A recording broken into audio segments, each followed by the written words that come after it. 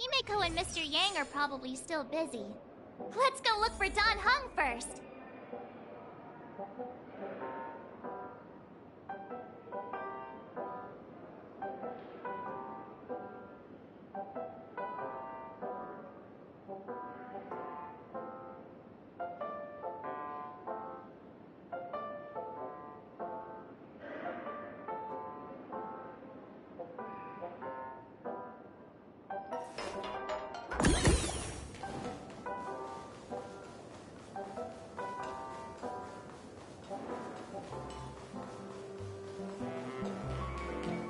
Look, he's still talking to that cowboy.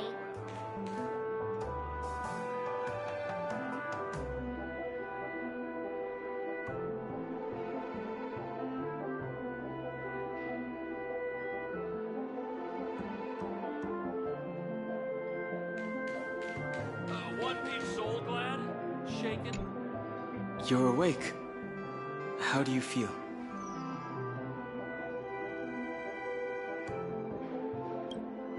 Well, fork me. You must be that Stellaron they were talking about.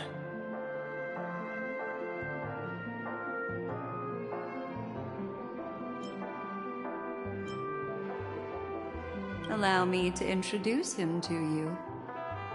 This is Boothill, a Galaxy Ranger. During our pursuit of a certain person, we crossed paths and just so happened to uncover a shocking plot being concocted by Mr. Sunday. Which is why we sought you out, to help the Astral Express save the world together. No need for thanks. The Galaxy Ranger's principle is correct every injustice one sees. That's how you lot in the Xianzhou put it, right, Dan Heng? More or less. Wait, hold on a sec. This is the first time I'm hearing about this certain person. Who are you chasing? And why would that lead you to the Express? Good question. Who was it again? Dan Heng, do you remember?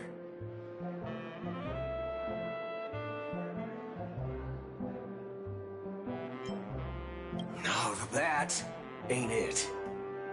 I just can't seem to recall. Weird.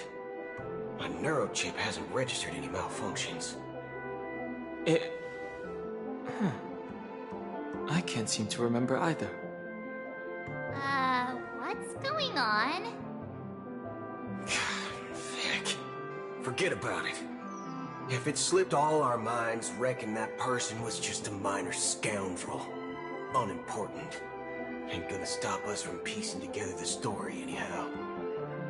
Yes, when the dust settles, I'll just think of a way to recall it in the memory zone. Everyone, let's hurry up and look for Miss Himeko, shall we? He's now a minor star on Penacony, and the entire hotel's concerned about his well-being. You're right. Let's head to the lobby then. Soul glad? Shaken? Not stirred.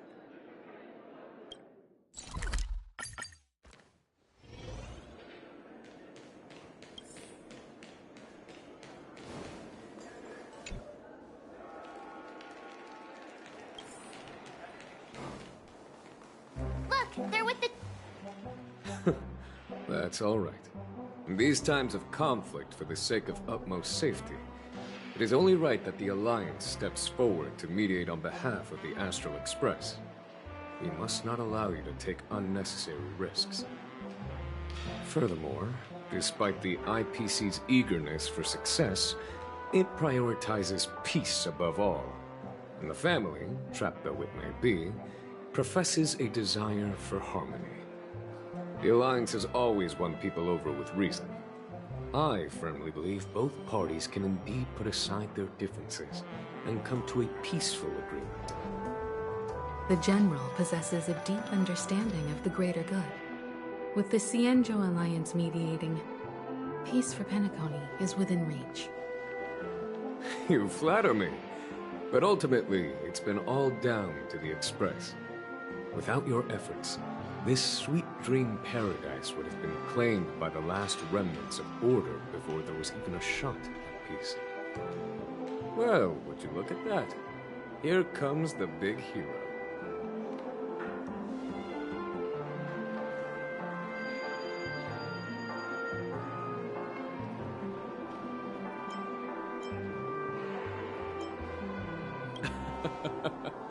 If it isn't the galactic baseballer, a true hero who dares to take action. Are you okay? I heard you couldn't wake up. Are you feeling unwell? Don't worry, Mr. Yang. There is nothing wrong with him. He practically burned through a lifetime's worth of jokes on the way here. What about you, Mr. Yang? I heard that even Miss Robin wasn't spared. And that guy locked you both up. It's a long story. But at least Mr. Sunday took it easy on us. He used an ability called tuning to connect our consciousnesses with his. In other words, he imprisoned us within his consciousness. Thanks to General Jing Yuan's destruction of the Harmonious Choir, we were able to escape. He used that tuning on us too. Does that mean that we were almost imprisoned as well? I can confidently say now, he was truly after a fair fight with us. Had he wanted, he could have easily taken us down, without so much as lifting a finger. Speaking of the Oak family head, where is he now? It's complicated, but in a nutshell, he's now the former Oak family head. The Penacony split, citing a threat to cosmic peace. He must represent the family and answer for the unrest caused. His trial is set to take place at Pier Point. The family quickly labeled him and the remnants of the Order as enemies, declaring the turmoil an internal rebellion. This move effectively barred the IPC from intervening in family affairs on both moral and rational grounds. Everyone really has their own agenda, after all. Then, what's going to happen to Miss Robin? She and Sunday won't be able to deny their involvement in the Charmony Festival. They're siblings, after all. Why the sigh, General? I can only say that this incident is an unexpected mess for the girl. The Alliance will try to persuade the family to consider this matter carefully during mediation. It's time, everyone. The IPC's key members and I have agreed to consult one another before the upcoming negotiation. Do any of you wish to sit in? Given the General's invitation and the matter's significance to the universe, the crew will naturally accept. However, if the IPC has any reservations... Why, of course you're welcome. They've mentioned that your team is a trusted ally of the IPC in Penacony, so there's no reason not to welcome you. Besides, if there can be reliable observers from the Astral Express present, discussions will go more smoothly. So, what do you all think? Well then, we shall oblige. I'm kind of allergic to those types of situations. I think I'll just head back to my room and start packing. Not to worry. Himiko and I will take care of things. I'm afraid I'll also have to return to the Express first. The conductor is worried about us. It's best I go and explain the situation. Thank you. What about you, hmm? Will you join Welt and me? Or have you got other plans?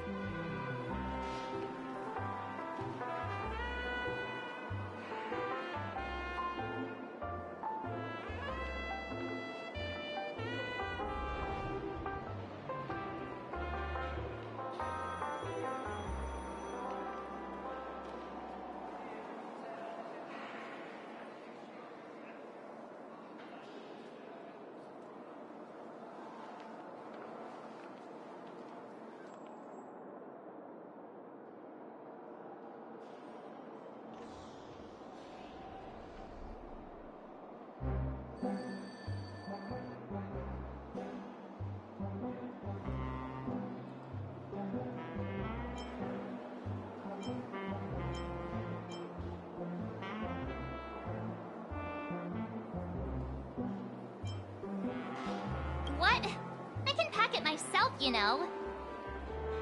If that's the case, our galactic baseballer can join us.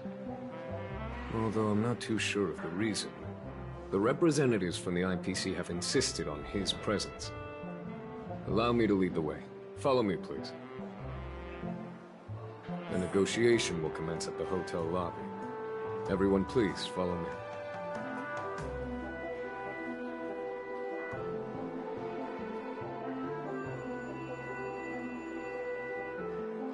Look at today's gift count. A will of metal and stone. All's revealed in defining.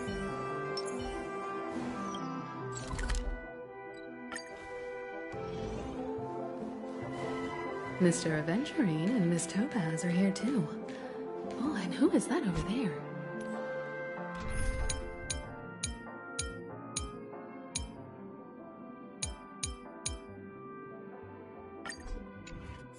The Intelligentsia Guild's Dr. Ratio.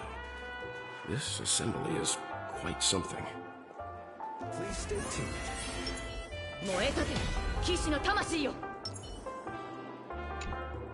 It's been a while, my Astral Express friends. I would also extend my sincere thanks to you, General of the Luofu. The presence of everyone here assures that the talks will likely reach a conclusion that satisfies all sides. Oh. Looks like everyone has come with expectations. Care to share? Of course. Topaz, if you please. Sure, leave it to me. In summary, it's good news. After much deliberation from the Strategic Investment Department's Council, the absolute majority of members have agreed to the following resolutions. In light of long-term considerations for interastral peace, and by authority of Pierpoint HQ, the Strategic Investment Department, on behalf of the Interastral Peace Corporation, will permanently relinquish its claim on Penacony sovereignty and offer unconditional support of the family's rebuilding efforts on Penacony. Now that's something.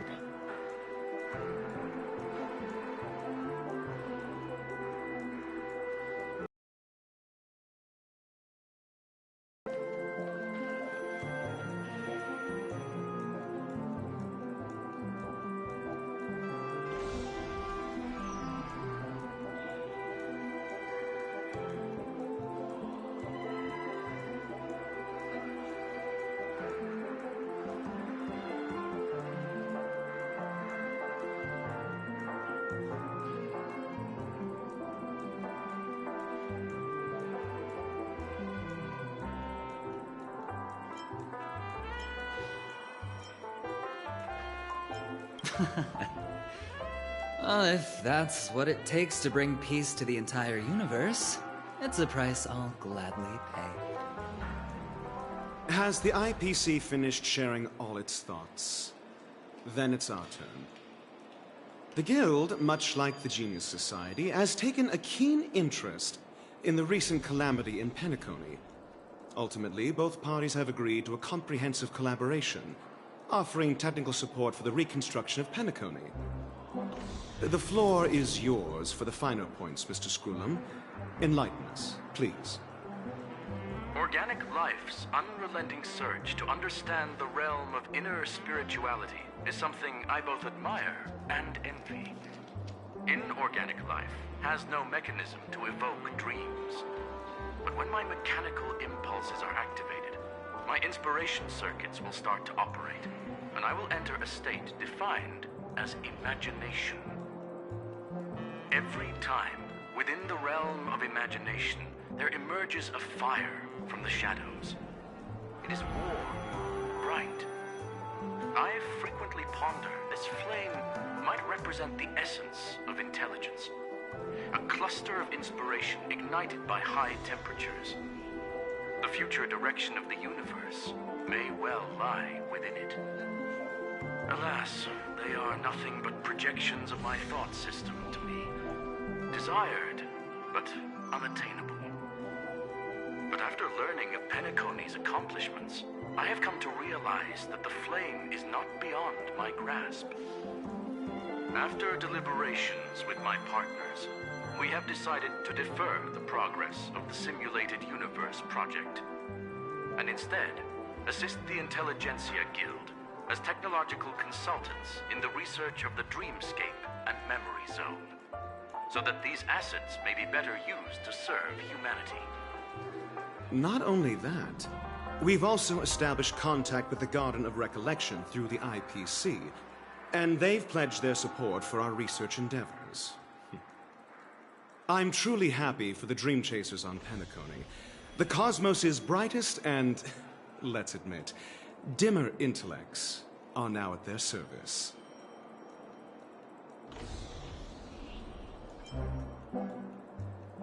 Agreed. It's hard to imagine members of the Genius Society taking an interest in such mundane research.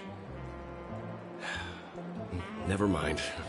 At the end of the day, this is a positive outcome. No wonder everyone insisted that he be there. It heartens me to learn that everyone is willing to put aside their differences for Penacony's plight. I trust that everyone will surely reach consensus in the upcoming negotiations. Looks like Penacony's future is decided. I'm wondering, is there anything else the crew is concerned about? Peace is our greatest wish. Beyond that, we desire nothing else. Well, that's good. Now that everyone's minds are at ease, I shall take my leave. You may now depart with peace of mind. The Alliance will deal with all subsequent procedures. If that's the case, it appears that we have nothing else to worry about on Penacony. Looks like it's time for us to embark on a new voyage. Sounds good to me. You two head back to the Express first. I'll pick up March and deal with the checkout procedure. Oh, also, Miss Black Swan, you have a matter to discuss with me, yes? Nothing escapes your attention, Miss Navigator. You've been with us this whole time, huh? In any case, he and I will be waiting for you and March on the Express. Let's go. Our time on Penacony has come to a fruitful end. Penacony's journey ends here. I guess it was pretty fruitful.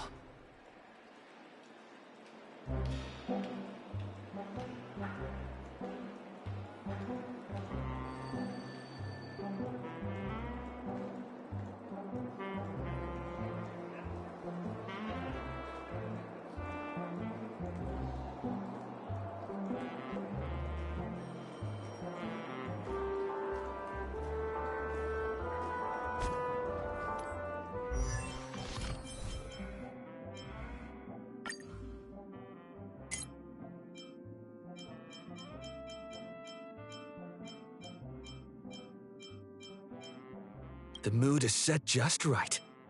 Let the show begin!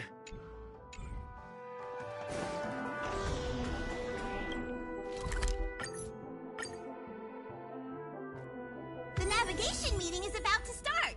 We're all Looks like everyone's present. Let the navigation meeting commence then. This a meeting to decide our next stop? How we doing this? A show of hands. Hold your horses, cowboy. It's for those to decide.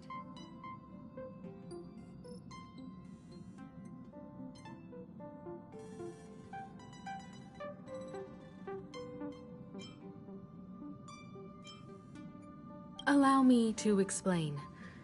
Mr. Boothill and Miss Black Swan submitted a request to temporarily travel with the Express for their own personal reasons. As you all may know, the Astral Express never declines any passenger whose heart yearns for the distant stars. Therefore, they will be traveling with us for a while until they reach their destinations. Whoa, the Express is going to be much livelier now. But, Miss Black Swan, you better not use your Memo Keeper abilities to pull any pranks. Understood, Miss March. I promise you, you'll never see me in your room while you're taking a break. Don't! You're freaking me out! We can continue our navigation meeting. Firstly, Pom-Pom wishes to thank everyone. If it weren't for you all unearthing the truth about Penacony, Pom-Pom would have never known where Mikhail and the rest had gone. What they had to go through was regrettable, but I reckon they all fulfilled their wishes. And it was thanks to all of you. Thank you, everyone. Now then, we come to the crux of this navigation meeting. We must decide on the Express's next stop. Let me introduce our current options. The first choice is from Himiko, the oceanic planet of Lushaka, a planet composed entirely of water. Many aquatic races reside there. Of course, it's also the home planet of the venerable, nameless Mikhail. The second choice is the agate world Melustanen, suggested by Welt. It's famed as one of the initial sites of the Stellaron disaster, and the place where the beauty Idrilla ascended. Today, it's celebrated as a planet of undying allure. The third choice is Edostar, a planet nestled within a vast ion storm region, currently under assault by the Antimatter Legion. However, the distress signals from there have recently ceased, prompting the IPC's wish for us to check in on the situation. The last choice, courtesy of Black Swan, is the glass belt Petravia, a massive belt of asteroids that was turned to glass by the Lord Ravager Zephyro. These days, it's apparently known to house one of the branches of the Morning Actors Troupe. Ooh, so many options. I'm seeing stars already. Next up, everyone will select the destination that they wish to visit. And then we'll put it to a vote.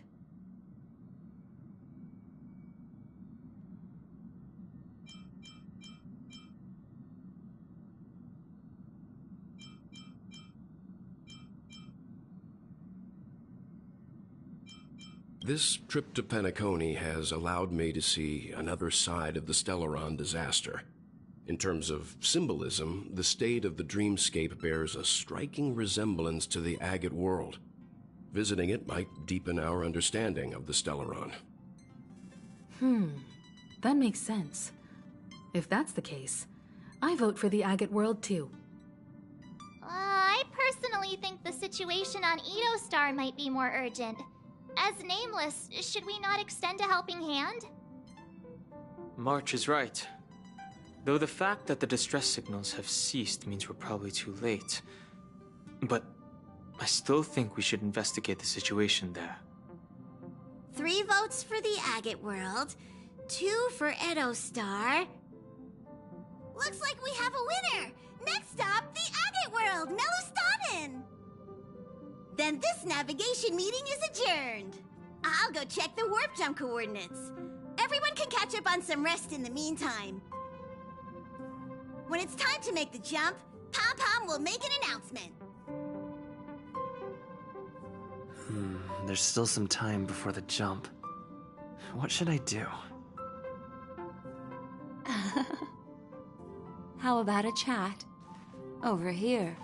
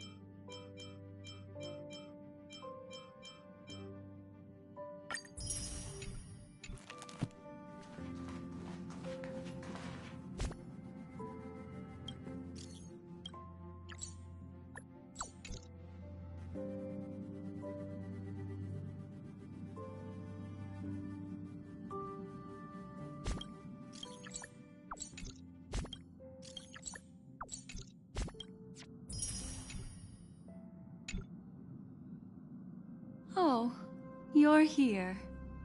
Seeing your reflection among the stars in the porthole really does seem somewhat surreal. How about it? This journey of beautiful dreams. Was it to your liking?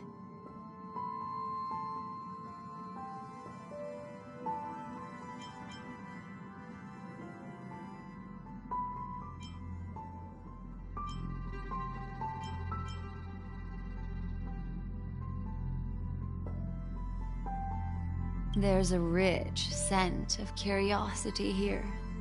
Such memories can be irresistibly captivating. So, how about you hand that small parting gift back to me? I'm quite eager to have it back.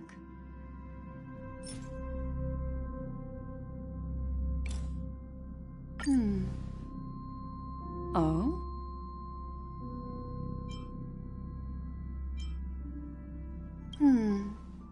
Never mind. I just stumbled upon a particularly fascinating spot in your memory. Before I explain, I would like to apologize to you. This farewell gift I gave you isn't really a compass from the memory zone, but merely an empty light cone. Remember when we entered the hotel in the dreamscape for the first time, and I procured a few trinkets from your companions? Their functions are similar. This way, I can always be attuned to your location, ready to assist immediately if you encounter any threats.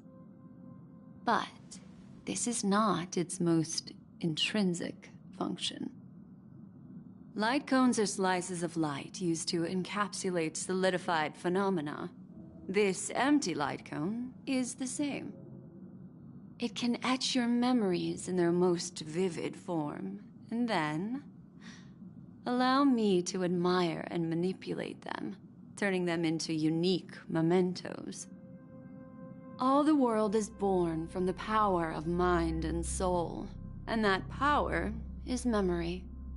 To prevent ourselves from being forgotten by the world, we must make the world remember us, or use our memories to recreate it.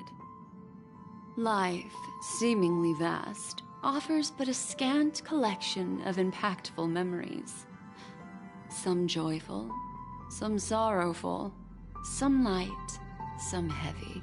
But you are different.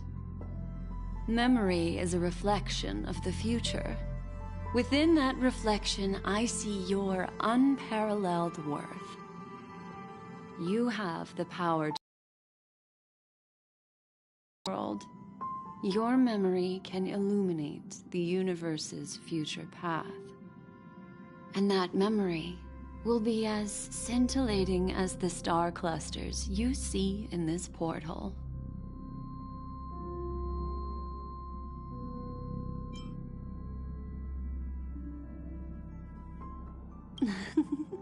How adorable. But do you know the deeper meaning behind it? The reason is simple. In this grandiose and ostentatious dream of the families, only you personally experienced the entire course. Patience, my friend. I will reveal the answer to you, but that time is not now. Turn around and take a look at your friends. Every one of them is reveling at the arrival of their next destination, all filled with hopes and expectations of their own present and future. Revealing everything at this moment would be a bit of a buzzkill, wouldn't it? I'm looking for an opportune time, a time when you're totally at ease. Perhaps when the night grows hazy and you're about to drift off would be the most opportune. How about one fine night? I will prepare the candles, aromatics, and even a cushy couch to create a cozy dreamland for you. And then I will tell you the answer in the form of a little bedtime story to lull you to sleep. Ahem. Hi. Hello. Attention all passengers. The express is about to make the jump. Please be seated and hold on. It looks like we're finally about to set off. There are countless gleaming memories out there waiting for us. Why don't we just leave it at that for now? Ah, that's right. As a small token of compensation for playing that little trick on you with the empty light cone, I will gift you with some words. They hold great significance to me. Life is akin to a winding labyrinth where memories serve as our sole companions. You'll remember these words dearly, won't you? In the year 2158 of the Amber Era, the first year of the new epoch, the universe resumed its intended trajectory. The kindling of conspiracy smoldered in Penacony, the land of the dreams. Failing to erupt into a blaze, it instead flickered briefly on Klapoth's anvil, before vanishing in the blink of an eye. The dead and those fated to die remain in their eternal slumber, while the living find solace in deep sleep. All clamored in a cacophony of silence, and then went about their own ways. The cosmos emanated a vitality characteristic of a new era, all for the modest price of a brother and sister's mild grief. Babies are born as stars extinguish. The silver rail unfolds. The story of the Astral Express comes to a close, yet it also embarks anew. Time marches forward, heralding the arrival of a new chapter in the history of trailblazing expeditions.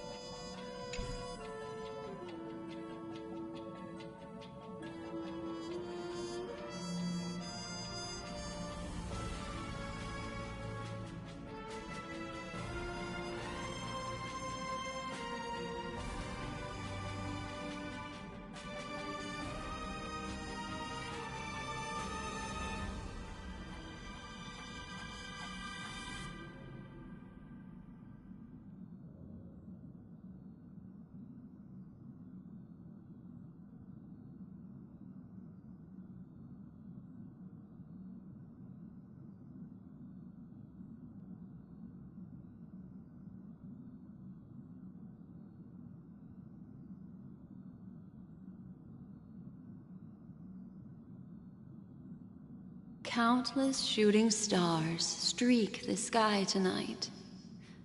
If you can pick the right one, it will carry your wish to thousands of distant worlds. You're feeling very relaxed now, aren't you? So, then, it's time to tell you a little bedtime story. Well, let's start with a conclusion. The crew was defeated in the battle against Sunday. Everyone in Penacony failed, and no one survived. But don't panic. The truth, as horrifying as it may be, is not yet irreversible. There's still a glimmer of hope, and that's why I'm here. Next, I'll use this empty light cone that carries all your memories to relive everything that happened before. And when this story reaches its end, I'm sure someone as clever as you will notice that. There's a major flaw in the story you have experienced, yet within that flaw lies a glimmer of hope. Are you ready for it? Do you remember everything?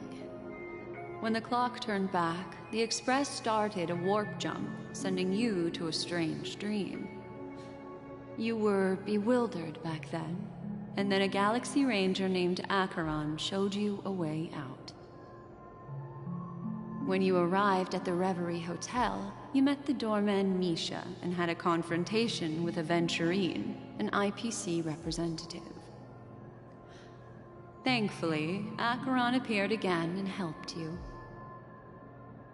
After that, you saved Firefly and explored Penacony together. During the tour, you ran into Sparkle disguised as Sampo and accidentally entered a child's dream. There, I rescued both of you from death, but Firefly didn't return to reality. She realized the truth and tried to involve you in her plan, but that resulted in an accidental death. Even more unsettling, you soon encountered another murder. The 2 cases of death prompted you to investigate the truth behind the sweet dream. Despite your efforts to gather information about the 2 victims, you didn't make much progress. But you did learn about the Watchmaker from Gallagher. Meanwhile, Aventurine was secretly carrying out his scheme, in which you were one of the pawns. In the midst of a fierce battle, Acheron revealed her true identity as an emanator of the Nihility and unsheathed her sword. That strike foiled Aventurine's plan and opened a passage between the Sweet Dream and the original Memory Zone. Upon your arrival at Dreamflux Reef, you learned the truth that death was actually dormancy, as well as the truth about the Dreamscape, the Stellaron, and the bellboy, Misha.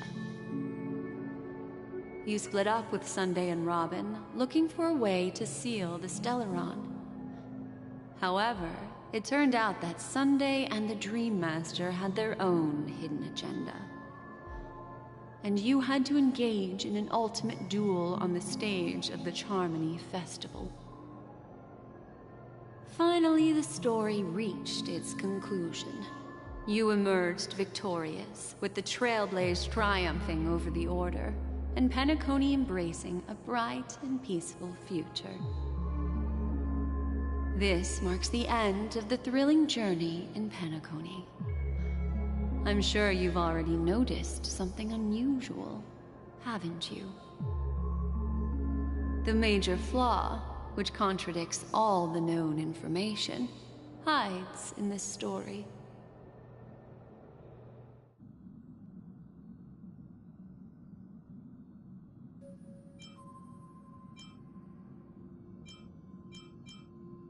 It is true that Gallagher is a history fictionologist, but he didn't lie in this matter. In addition, death and dormancy do arise from the same concept, don't they? This is not the fatal flaw in your... And think it through.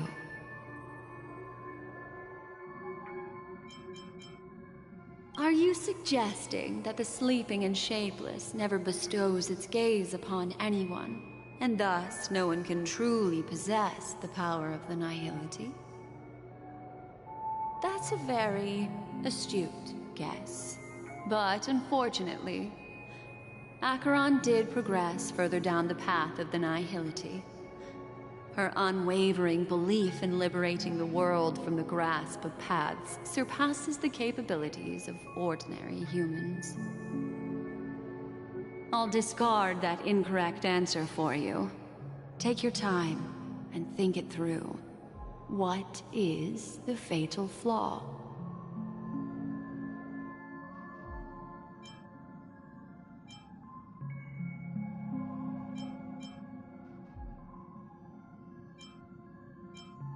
Well, although the fake deaths of those 2 ladies don't align with our initial assumptions, This fact itself doesn't contradict the information we have so far. I'll go ahead and eliminate that incorrect answer for you. So, what is the fatal flaw? Sparkle. Yes, Sparkle. The most enigmatic and elusive character in the entire story. But, unfortunately, she was the first to uncover the truth, and she did purposefully attack you to create confusion. By the way, she left me a message to pass on to you. Always make sure you can distinguish reality from imagination. Is that a clue, you may wonder? I'm not sure, although I'm pretty sure that the fatal flaw has nothing to do with that masked fool. Little Misha. Or should I call him the Watchmaker? He's only a segment of memory in a dream bubble, but his ambition for the Trailblaze led him to leave the bubble and embark on a grand adventure in Penacony. While Misha is a rather special Memory Zone meme, and he was granted power by the Trailblaze, there's still one thing that he shouldn't be able to do. A life born in the Memory Zone could never manifest in reality. So, why did he appear in the Reverie Hotel in reality? The answer is simple. He is the one fatal flaw that contradicts all our known information. This means that you, who wholeheartedly believe in this memory, are still trapped in the dreamscape at this very moment. Wake up, sleepyhead. Break free from this eternal dream and return to the real world. We'll find our answers there. All right, let's do this. The train is about to Mic make the jump. on. 5, 4, 3, 2. Wake up.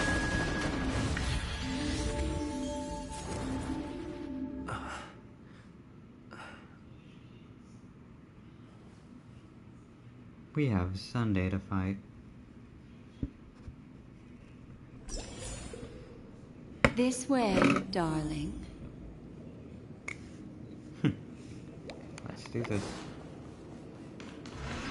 Now or never. Not another one. Thank you so much, Black Swan. Finally, I can breathe a sigh of relief.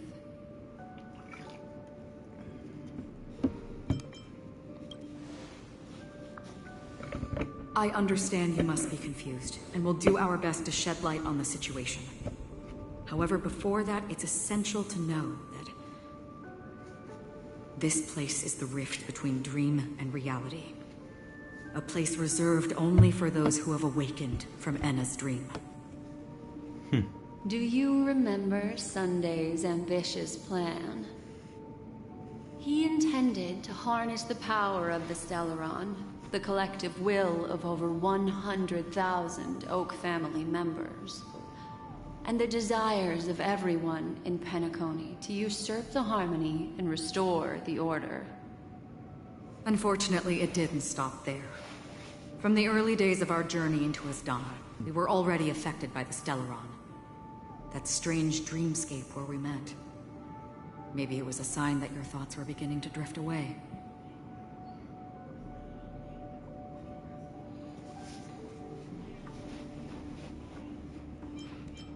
I don't think the goal of the Order was to put everyone into a deep sleep. Quite the contrary. They used the Stellaron to catalyze the leakage of Asdana's Memoria into the material world, allowing the dreamscape to blend with reality. And that included a lot of memoria from the Beyond the Sky Choir. As time came and went, the dreams eventually became indistinguishable from reality, and reality became an illusion. People think they are awake, but their spirits have long since stepped into the Temple of Order.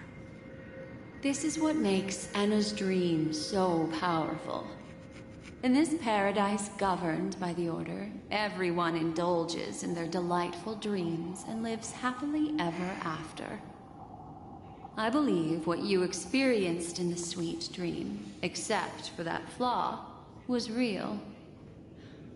Only in this way could you reach the destination, lifting the crisis in Penacony and embarking on your next trailblazing expedition. If it wasn't for Acheron's plan, we might have been trapped in this dream forever. Fortunately, while the path of the Order governs all things, it can't affect the Nihility. I came to realize this when the Dream Master tried to expel me at any cost. This is also why you felt a sense of peculiarity when traveling with her. Well, I'm not as fortunate as she is. Even if I'm a memo keeper, I was still influenced by the power of the Order and fell into hallucinations. However, thanks to your memories, now we still have a chance to turn the tide. Oh yeah. For mortals, even if they possess the great power of a path, they can't create a flawless world like gods do. That's why there was a flaw in your dream. In other words, once you have realized the world is not real, you'll have a chance to break free from the dream. The flaw in your dream lies within Misha, who could have never appeared in reality. When I turned the pages of your memories, I realized that I was in an illusion too.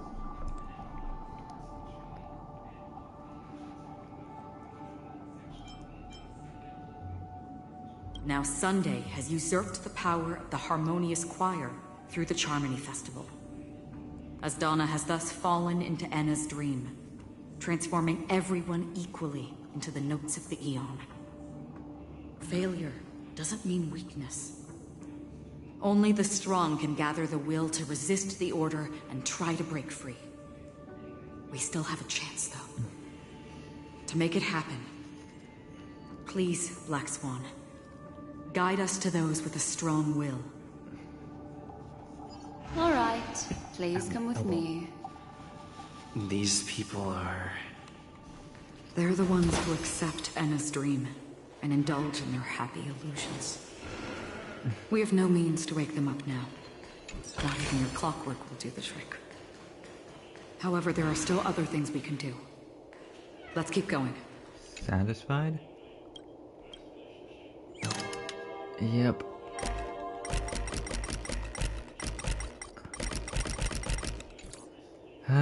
It's worth a shot.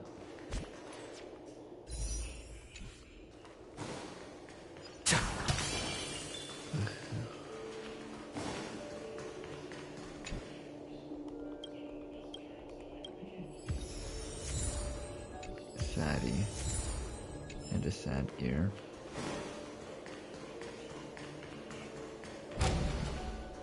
You're satisfied. Satisfied as well.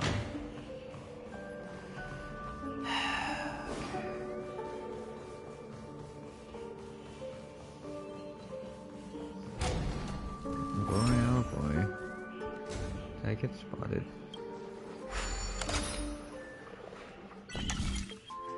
Alright. We gotta go there. Can I just kinda do that? Yeah.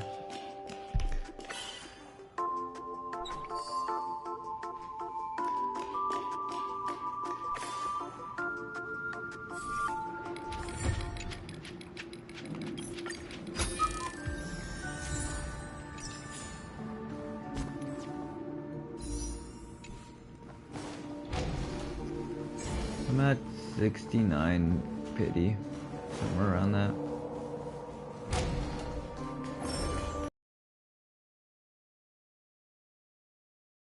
General area.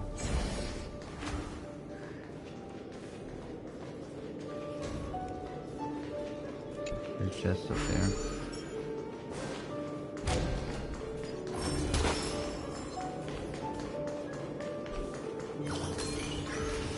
No.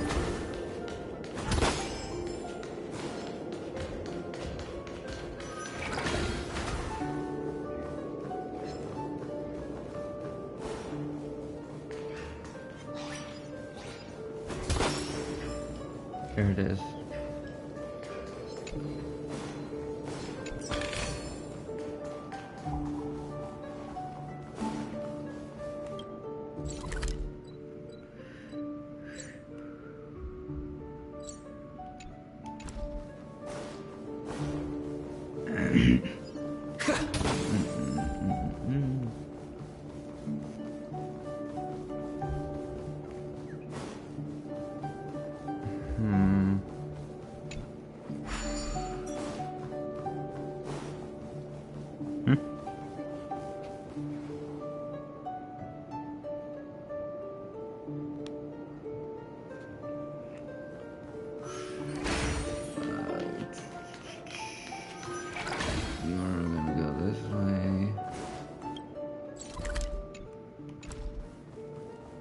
And make her own little detour.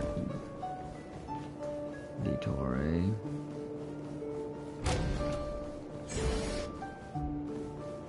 That was a lag spike.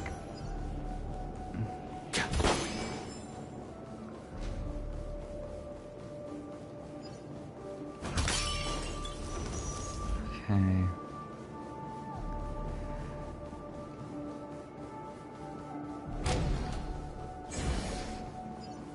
I know there's different voice lines. I want to hear those with Harmony Trailblazer specifically.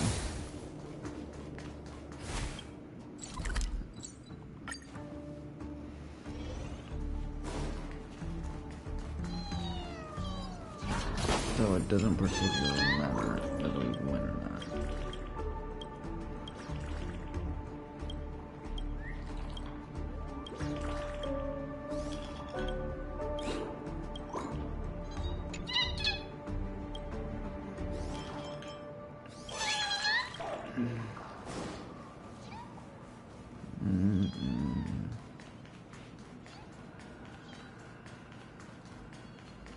Here we are. It's Robin. That it is. That is indeed Robin. Is that all? That is not indeed. That is not all.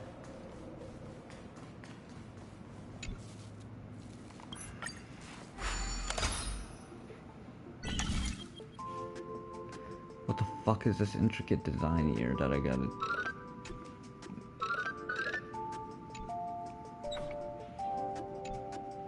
Oh, I gotta go like this.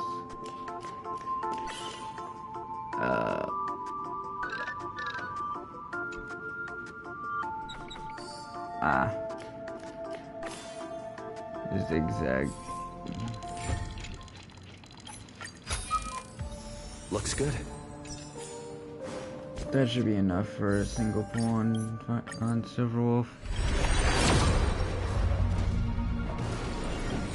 Okay, we're getting there. We're at 70 pity. We're getting there.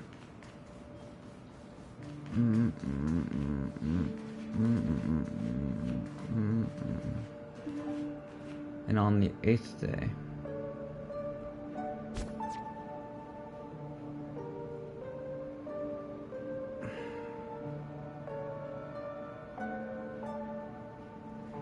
didn't I stress it?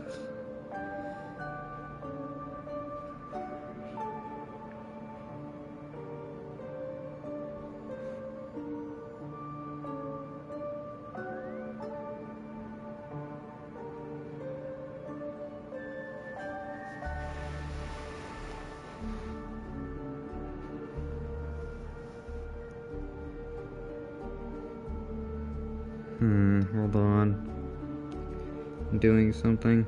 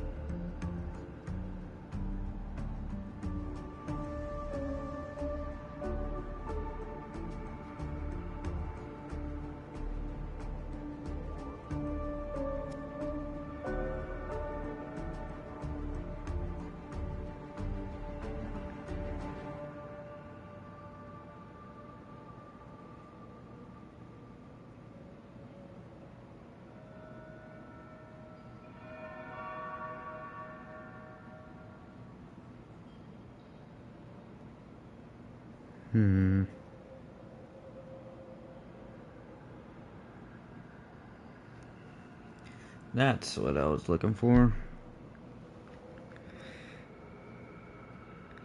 Found what I was looking for. Took me a while, but I found it. Alright. Let's get this thing started.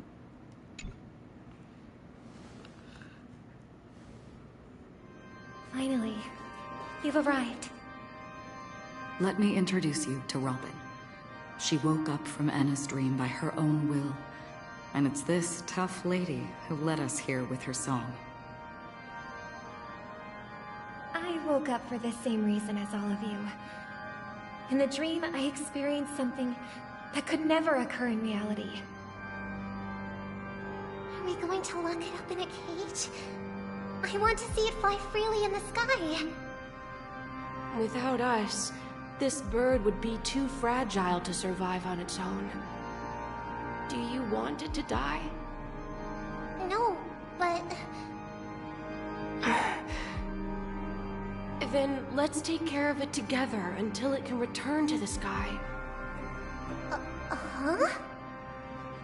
Birds have wings because they're meant to fly. Even if they may crash on the ground one day, they shouldn't be trapped in a cage. Birds belong to the sky, so we should help them return there, right? The illusion was so impossibly blissful that I realized it was just a dream. And this is our final hope. Anna's dream is founded upon the Harmonious Choir, namely everyone's shared wishes. It will only materialize once the aspirations of all beings in Penacony merge as one. At present, it has become impervious due to people's desire to remain slumbering within the dream. And in order to destroy it, we must make everyone in Penacony want to wake up. Now comes the tricky part. How do we do it?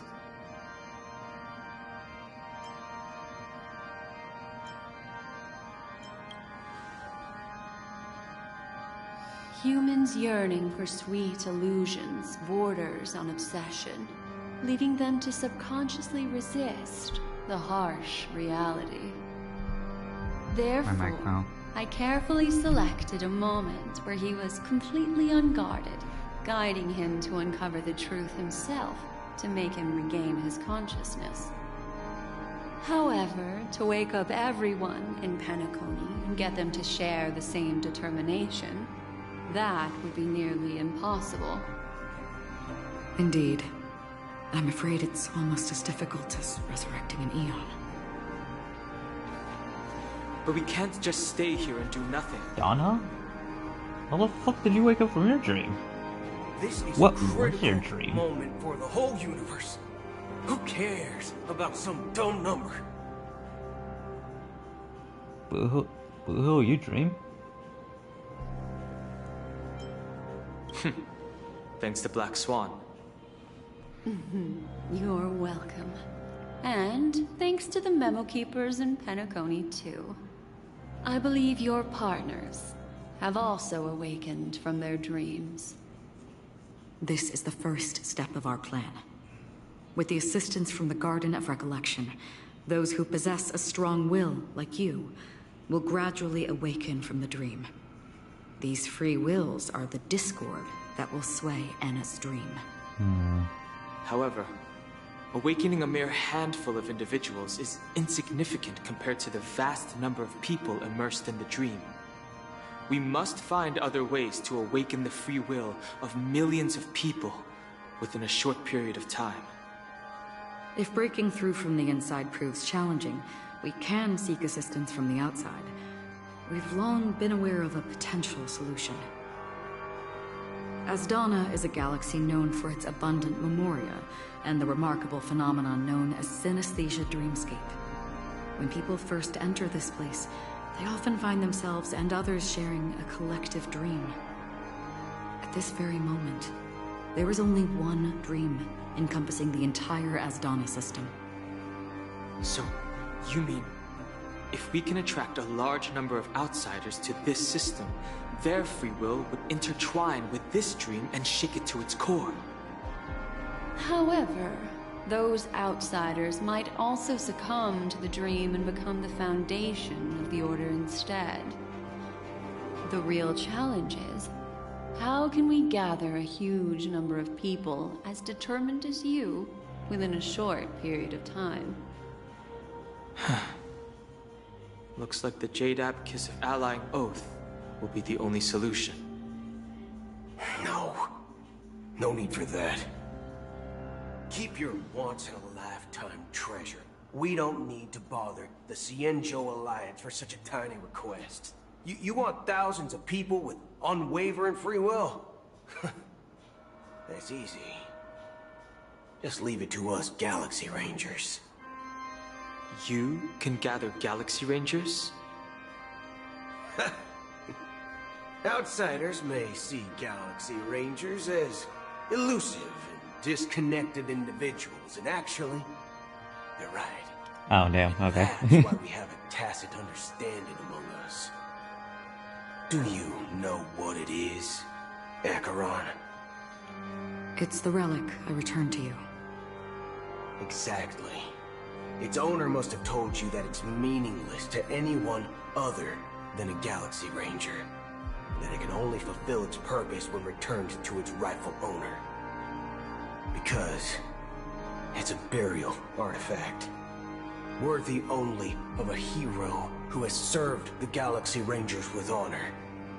When its light illuminates the universe, it means the fall of a hero.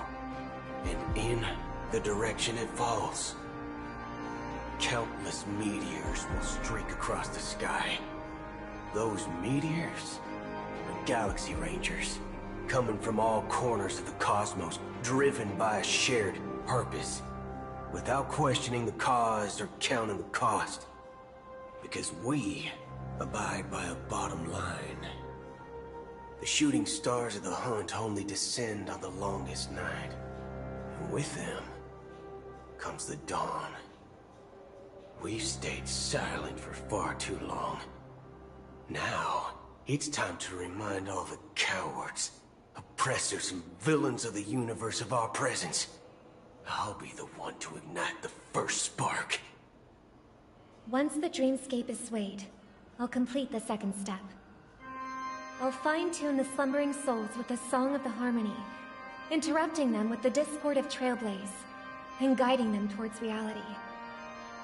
It's true that some people are born strong, and others are born weak. If the Trailblaze is the target of heroes, then the Harmony will guarantee that the strong help the weak. Only the people of Penacony themselves can be the saviors of their homeland.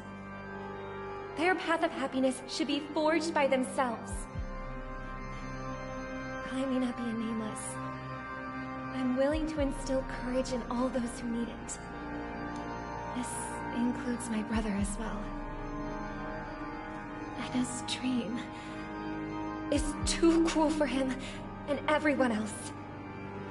Your plan sounds well conceived, but still, it appears somewhat idealistic and romantic. The flaws rooted in human nature can't be eradicated overnight. Do you believe these efforts alone are enough to convince everyone to choose the right path? I agree with you, Black Swan. That's why the most critical aspect of this plan is not to convince everyone to choose the right path, but to inspire them to save themselves. So, you're the key in the end, I assume? The Harmonious Choir possesses the power of an emanator. To overcome it, you'll need the same level of power. The final step in destroying the sweet dream will be my responsibility. That's a relief to hear. Now that our roles are assigned, let's get to our battlefields and pose a grand finale. May I have a moment do alone this. with you? No, okay. There's one more thing I need to explain to you. This grand festival is drawing to its close. This is the starting point for the ultimate stage of our journey. Just as it marked the beginning of all the stories in Penacony.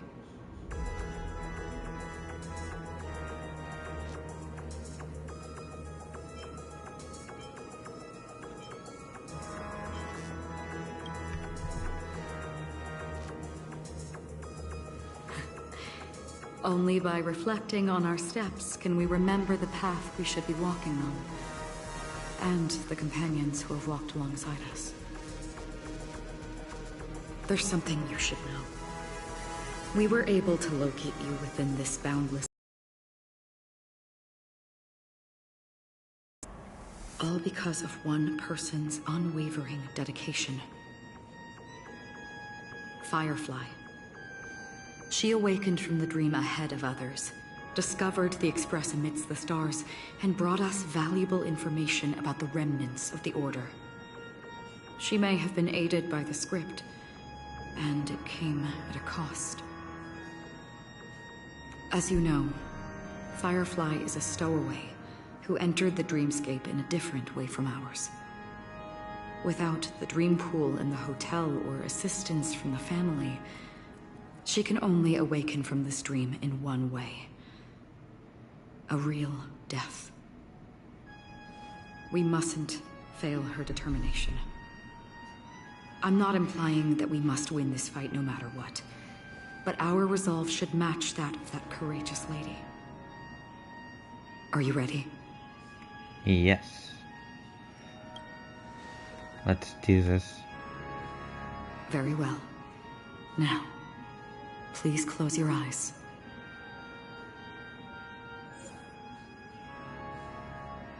Well, Sunday. Oh, it has to include Harmony Trailblazer. Well, the game gives me a Harmony Trailblazer to work with.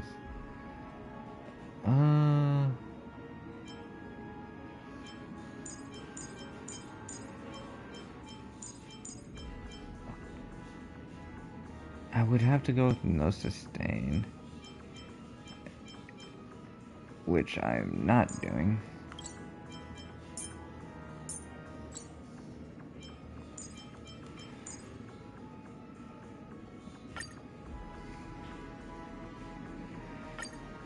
Alright, let's go. How long has this God damn it. been ongoing? If I remember correctly, it has lasted for decades, or even centuries. The unwavering determination of the Hunt followers persists even in death. But thankfully, we've guided those lost souls to their lives beyond. They were heroes in their time. And they won't be reduced to puppets of the Nihility in their death. You see, the shadows on the sea have vanished. Do you remember? He once said that the sky would clear when the regrets of the departed had faded away. But it's still raining. I know. So, why is all this? Why did this rain choose me? Because someone's regrets haven't been fulfilled, perhaps.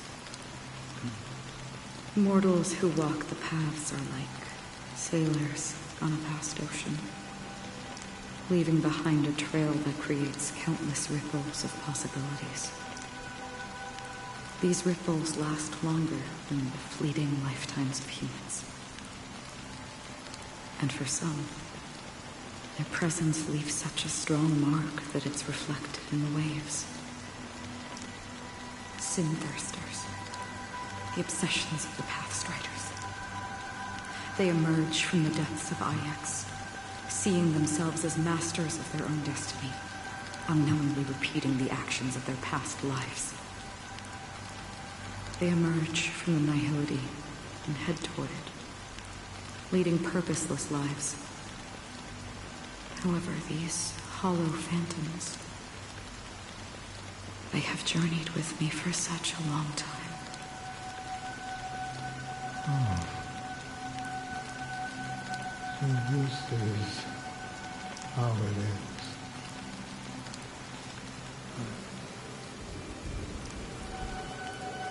I'm already dead. Yes. Are you watching over me? This is my duty as the Watcher of the Acheron. I'm guarding the path to the abyss of the nihility, guiding every soul reluctant to become one with it. Back to this side. But if this is what the departed ones expected, should you try to change it? I don't know. But someone once told me that when the inevitable moment came, he hoped that someone would stand at his grave and place a bouquet of flowers. Even if it doesn't make sense at all? Some tasks have to be done, even if they are pointless. I have experienced that much already. Please extend your hand, and then close your eyes. I'll carry your wish with me and fulfill it. Only then will I be able to put an end to the final regret by the Dead Sea. Will I ever see them again? Yes, that is certain. Because it was you who told me about the Express, your two former companions. The expedition cut short by the swarm, your narrow escape from death, and your encounter with the Galaxy Rangers. And Penacony, the hometown to which you could never return. Yeah. For countless times, I got rejected by the family and had to pass it by. But I knew that my companion was still there. Alone. Mikhail, are you still there? Take my hand and come with me. We will leave this place. You'll embark on a long, long journey, shrouded in darkness. But fear not, as a touch of red will be awaiting you at the end of the path. That's the color of existence. Follow it, and it'll guide you and illuminate the way out. By doing so, you'll eventually reunite in the warmth of the sunlight. Thank you. May death be the end of your boundless dream, guiding you back to the waking world. Time to wake up. Welcome to the horizon of existence. Fine. We're not waking up yet. This place is one of the thousands of manifestations belonging to the sleeping and shapeless. And it's also an exit out of the nihility for the awake ones. Let's bid our final farewells here. What? Okay. Oh, fuck. Please stay tuned.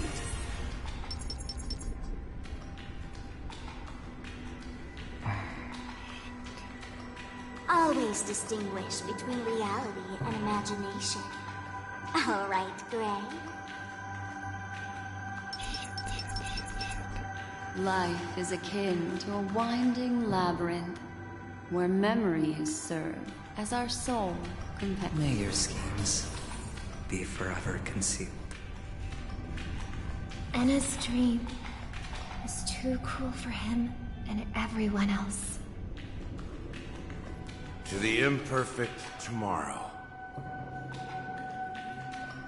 I still remember the question on the invitation letter. Why does life slumber?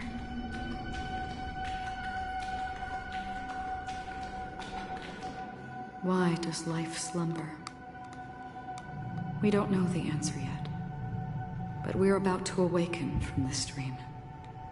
Or perhaps such is the answer itself.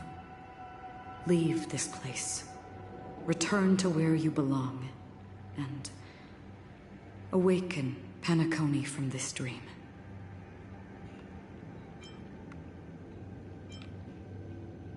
As I said, our plan is not about convincing everyone to choose the right path, but about inspiring them to save themselves.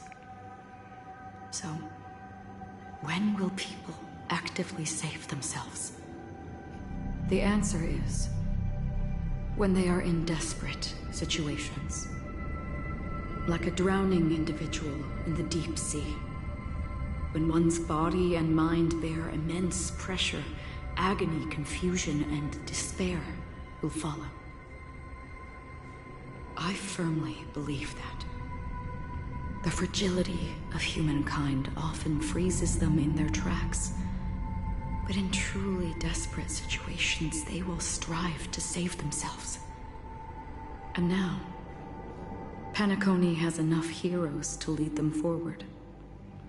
It's through this inherent, self-centered instinct that people exert their utmost effort, even when they know their struggle is fruitless.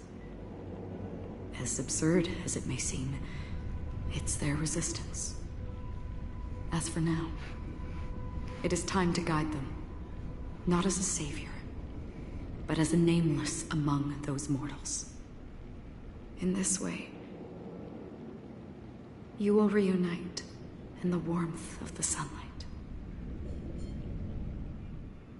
The rain is intensifying. Before we part ways, please allow me to ask a few final questions. So far, you have forged unbreakable bonds with numerous individuals and entities in the Sweet Dream. Might I ask if you fear severing these bonds with your own hands? Ah, I don't get a choice. If there is a vast, lifelike dreamland that is virtually indistinguishable from reality, a realm without death, where everyone can attain the happiness and fulfillment they deserve, living blissfully ever after, I would ask, would you wish to stay? Hey, that's the answer I answered before. Imagine if this splendid dream were fated to fall apart. Friends, family, strangers, followed by the gentle breeze, soaring birds, the stars, and ultimately yourself. Everyone, and every face they remember. The joy and the heartaches, the vows sealed and those left hanging. All will inevitably march towards a predetermined ending. If you had grasped the journey's finale right from its inception, I would ask, would you still embark on this journey? I would blaze a trail without hesitation. Hell yeah. I'm glad. The answer itself doesn't matter. What matters is You're that right, you've it doesn't made matter a because I decision. didn't get a choice. Listen, touch, and ponder. And therein lies the sensation. Cherish it, because that's what makes us exist. Such is the only answer humans can offer when facing the nihility. If the nihility represents the primal fear of life, rendering any lofty convictions insignificant under their imposing shadow, then behind this shadow, there must exist the most fervent source of light in the world.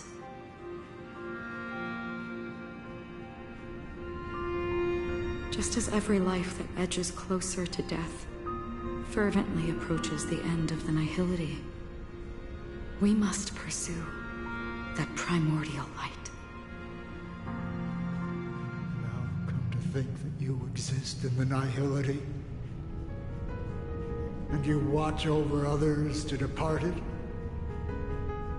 Such a task is absurd and meaningless. Nevertheless, someone had to do it. As for the meaning you mentioned, even if it's a meaningless task, I've come this far, haven't I? Even if the future you forge may not even belong to you. It may not belong to me, but it definitely belongs to someone.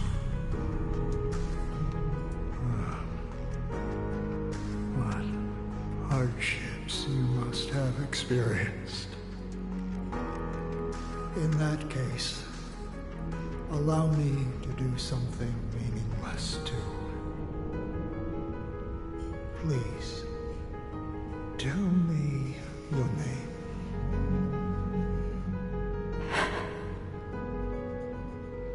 Perhaps my existence will vanish in the next moment, and nobody will remember this conversation or your answer. But I believe that your name should be remembered.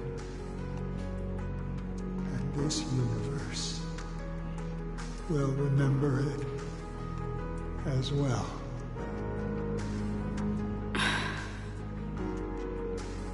For me, some things are difficult to recall. Yet there are others that I find challenging to forget.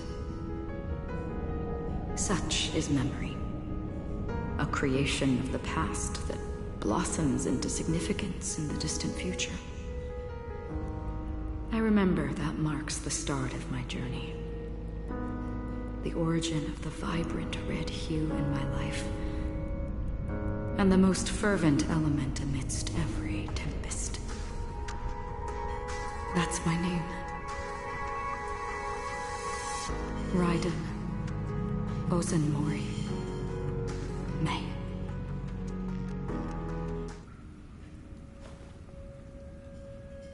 The Golden Dream is getting restless. In the coming long nights, I'm afraid you will face many setbacks and witness many tragedies.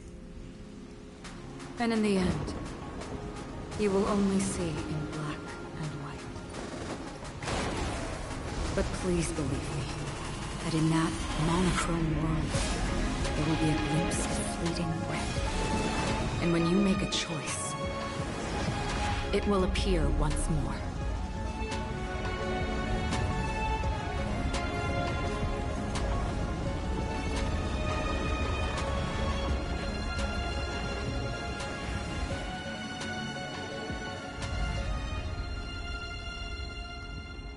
Want to do this. What? Then return to the waking world. Time to wake up. That's where we all find our answers.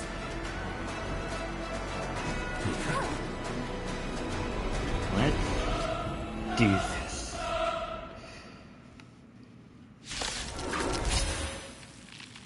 Have you broken free from the dream of order? Enough sleeping already. Let's show them a wake-up call.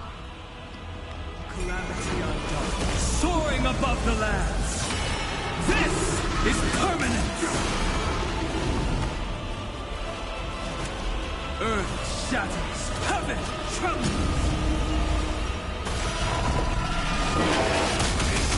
Everyone, keep up with my tempo. Listen to our song. Troublemaker? I'd like to be one too. Vengeful clouds scatter. People always say that the will of heaven can't be overturned. But I wish to observe the heavens with my divination.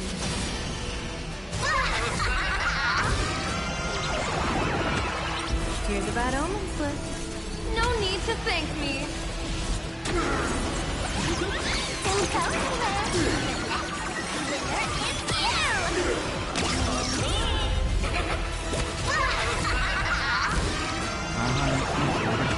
May you have the best of luck. To an explosive star!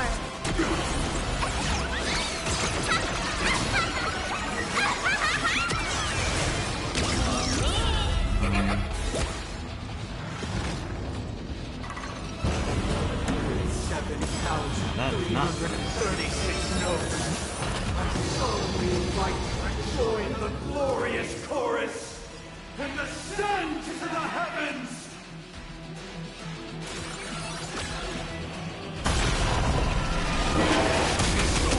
I'll take the lead. Awaken from your dream. Still the same old protection. You bastard. Divination tells me that this will hurt. Mountains roll, dragons rise!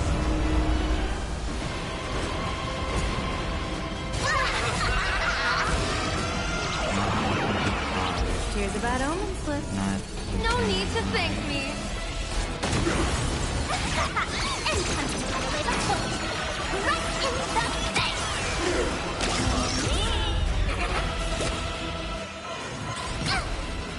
Game's on. Leave a like.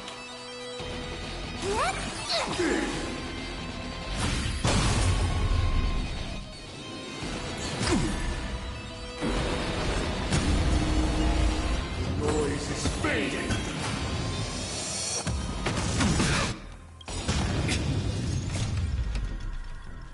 The show begins. I swear you have a different. Oh. The dreamscape is indistinguishable from reality. Can it still be called an illusion?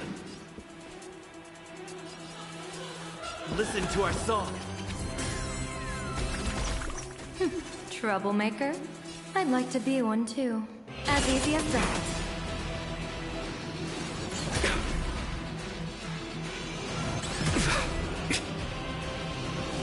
Why are you specifically targeting Troublemaker? May you have the best of luck. To an explosive star! Don't go anywhere. The winner is you! Perfect melody I command. Recreate paradise anew.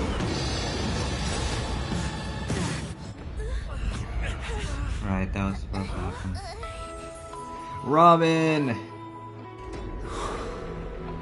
Holy peak!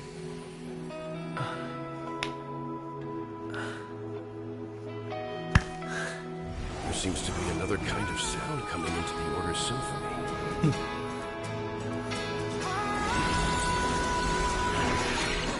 Penacony's first and last disharmony. Everyone, keep up with my tempo. Those imprisoned in their dreams are awakening for freedom. Noise. Rain time, bitch. Is that you singing? You have heard their cries. This is not the paradise they hoped for. Even so, they don't know where they should be heading. That's why I had to become the lone star in the sky to guide them. Even if that star must hang in a perpetual night of solitude. Oh, everyone's old. Dragons, obey this order. Calamity undone, soaring above the lands. This is permanent. I did the whole thing out of order, by the way. Let's play our own melody. No, I didn't. The show begins. We already had Super Break on it. That's right. Dear viewers, I've kept you waiting. Come and party with Sparky till the end of the world! If we had never experienced solitude, how could we have embarked on different paths? Now, our final talk has concluded. All the work of creation has been completed. He's copying Perfect Cell. The inevitable day has arrived. The embryo He's becoming perfect. will reshape for us all of reality. Oh dear. If your paradise can save more people, sever my path with your hands. People always say that the will of heaven can't be overturned. But I will There's the music. observe the heavens with my divination.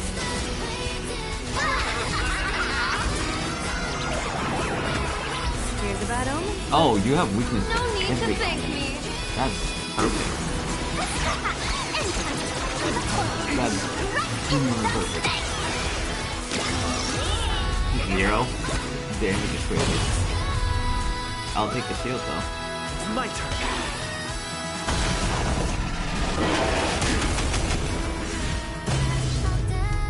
I swear on truth. On the first day, grant truth. There it is. Now, let's see here. Son of a fucking.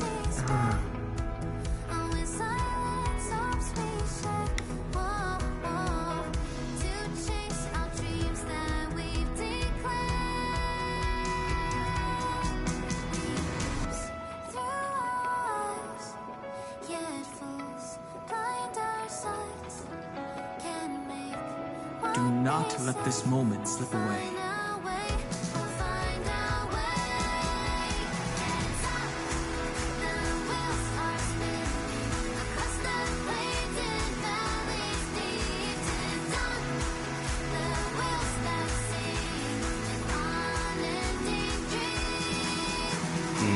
Hold on. Have it here. Alright.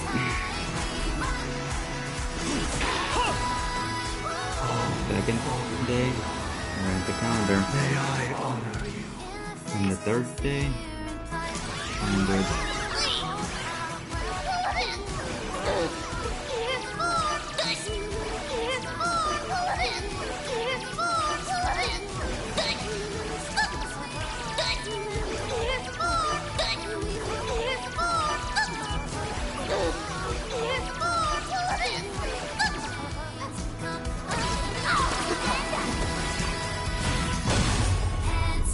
I swear on words. Language. A 7-day vow. Value. I command you, heed my soul. Let's roll. Insolent. I have a bad feeling about this. 5-day rules. 6-day meaning. May you have the best of luck. To an explosive star! Oh no, that's so broken.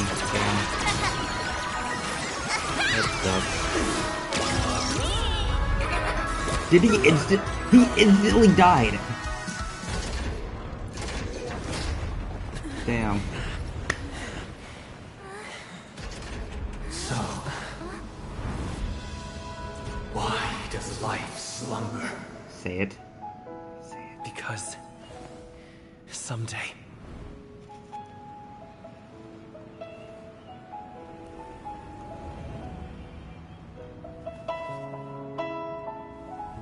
we will wake from our dreams.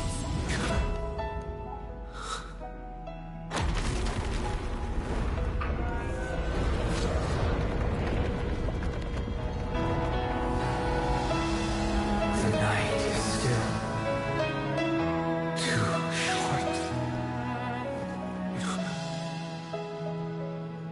Damn, I didn't get to... Brother. I shouldn't have used Dream Sparksy's attack. is over. Should have just used Sparksy's normal.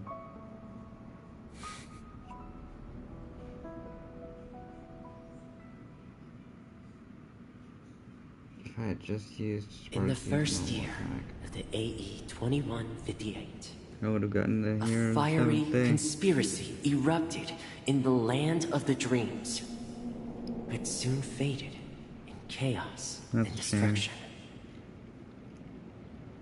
Oh shit. Whispers carried the You tale heard it? of those I go big back on mute. 48 system hours, when a sun teetered on the precipice of collapse. A paradise stood on the brink of destruction, and a world was poised to surrender to its new master. Amidst it all, a body decayed, a pack of vultures gathered, and a brother and sister were doomed for long separation. And so, an eon succumbed to slumber once more. Some celebrated this fall, while others mourned. Among the insignificant witnesses, mere specks in the vast tapestry of the universe. It was said that this time, the Eon met their demise with dignity. As the cosmos bathed in the radiance of a pure dawn, a tempestuous storm brewed on the horizon. The chant of "All for the Amber Lord" grew ever louder. Yet, no matter how one contemplates it, time inexorably swings Klapot's colossal hammer in eternal cycles. The tale of the Astral Express reaches both its conclusion and a new beginning. Time marches forward, heralding the arrival of a new chapter in the history of trailblazing expeditions. Brother, do you think the stars will fade away? Where did that come all of a sudden? Because the constellation that looks like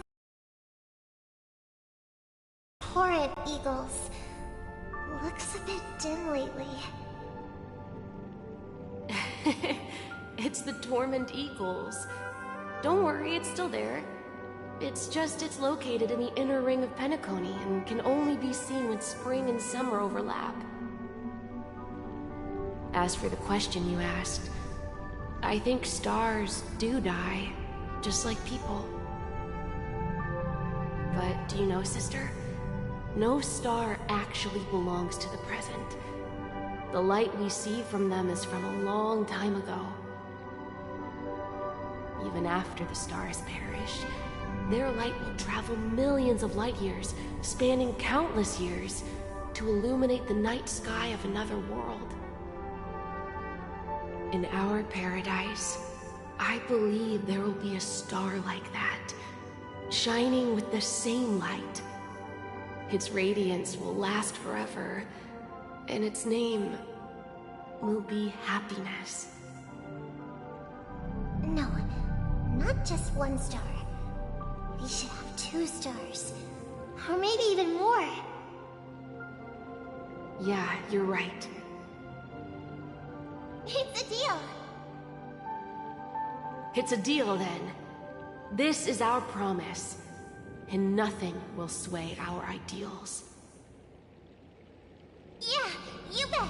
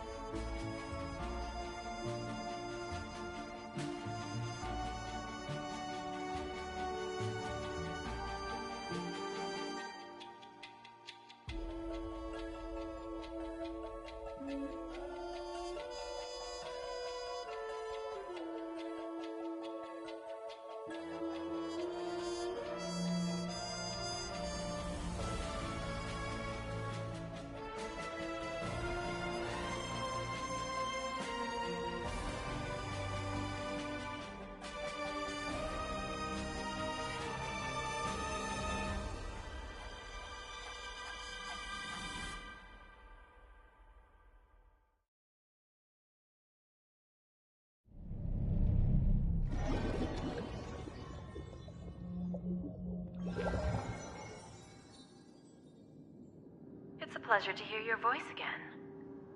Congratulations. You've become the biggest winner of this festival. Are you calling just to poke fun at me? No. I'm just impressed. Not only did you venture alone into Penacony and discover the truth of Dreamflux Reef, but you also managed to escape with the help of that Knight of Beauty. Remember the recording you received from your Trailblaze friend? It's now the most valuable chip in this game. However, this came at a high cost. Losing a cornerstone is a hefty price to pay. Diamond just called a meeting to discuss what to do with you. Just as I expected. So is Diamond planning to demote me, or kick me out of the 10 Stonehearts? Why don't you take a wild guess? Well, alright. Then I'll guess. He's going to promote me to P46? Alright. What will you wager? Are we talking about an actual bet here? I don't want to wager anything just so that you can swindle it all in the end. But if it's just a friendly bet, I'll put on the line what I did when we first met. I'll bet my life, ma'am. Interesting. But since it's Diamond's call, no one can predict the outcome. I'm on my way to Penacony. Once everyone is settled, we'll return to Pier Point for the final showdown. Sounds like I'll be out of the action for a while. Finally, a chance to kick back and relax. Yeah. Leave everything to me and Topaz, child. Thanks to you, as soon as the Jade Stone was delivered to the family's compound, we finished up our preparations. The seeds we planted have taken root. Soon, it'll be time to reap the rewards. Huh?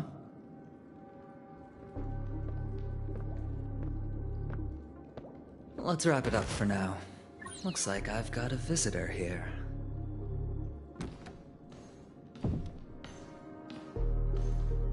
Oh, so many surprises today. Didn't expect a Galaxy Ranger and wanted criminal to show up here.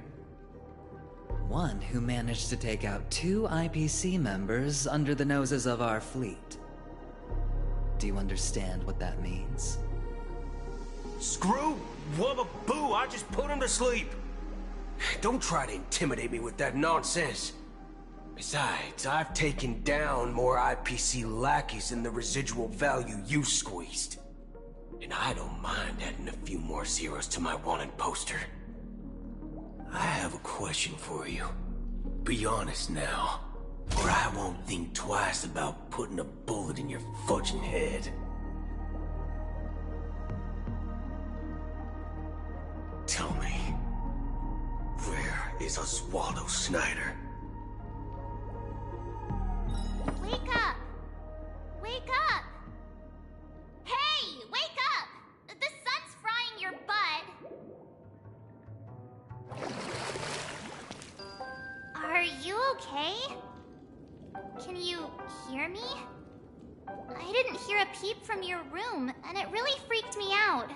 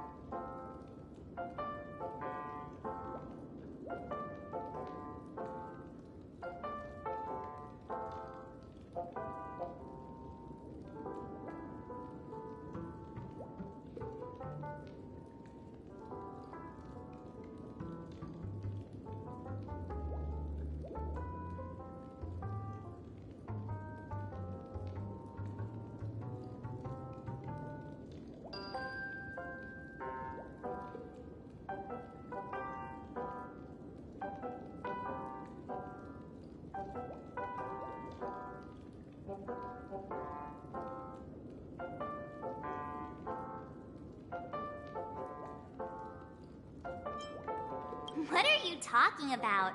Are you still half asleep or something? The Order's dream is over. Even though it's been a day, I still break into a sweat when I think about it. Our trailblazing expedition almost ended in Penacony. I'm so jealous that you got a good night's sleep. I was traumatized and too scared to even close my eyes. I thought if I fell asleep, I'd never wake up again.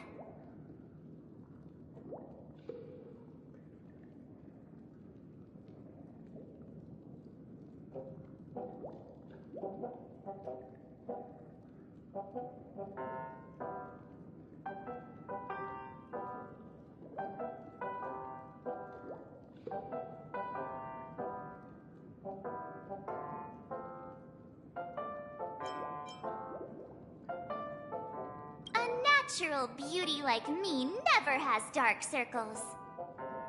The Stellaron was sealed while you were sleeping. The ordinary people in Penacony have no idea what happened. They just feel like something's missing from their memories. The family's official statement was like, "The Charmony Festival was attacked by an unidentified Stellaron and came to a halt." After all, they can't just reveal the truth about the Order. Now, all the major lineages, except for the Oak family, are dealing with the aftermath. The family has invited the crew to the Radiant Feldspar as witnesses for an important meeting. Everyone's waiting for you, so hurry up and pack. We're leaving as soon as you're ready.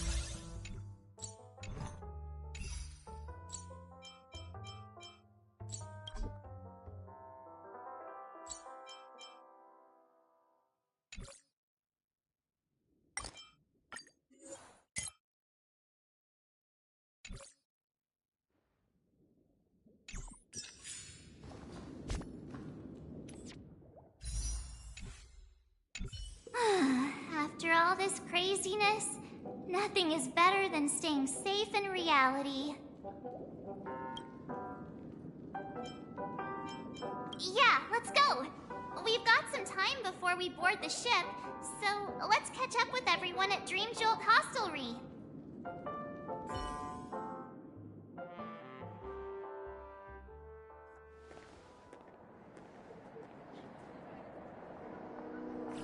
How extravagant. Just like Epsilon. How was it? Did it live up to your dreamscape expectations? You already asked that when we first got here. Yeah, and you said no back then. But after all this madness, I'd say you've grown fond of it. Just a heads up, you're still on the Bloodhound family's wanted list, so keep a low profile. And this time, it's Firefly in the picture, not Sam. That's gotta be a whole new experience for you, right? Indeed. In Kafka's words, that's also a missing part of my life. Still, it'd be quite inconvenient if I can't move freely. Could you help me out, Silverwolf? I knew you'd say that. Don't worry. I've hacked all the systems and left no trace.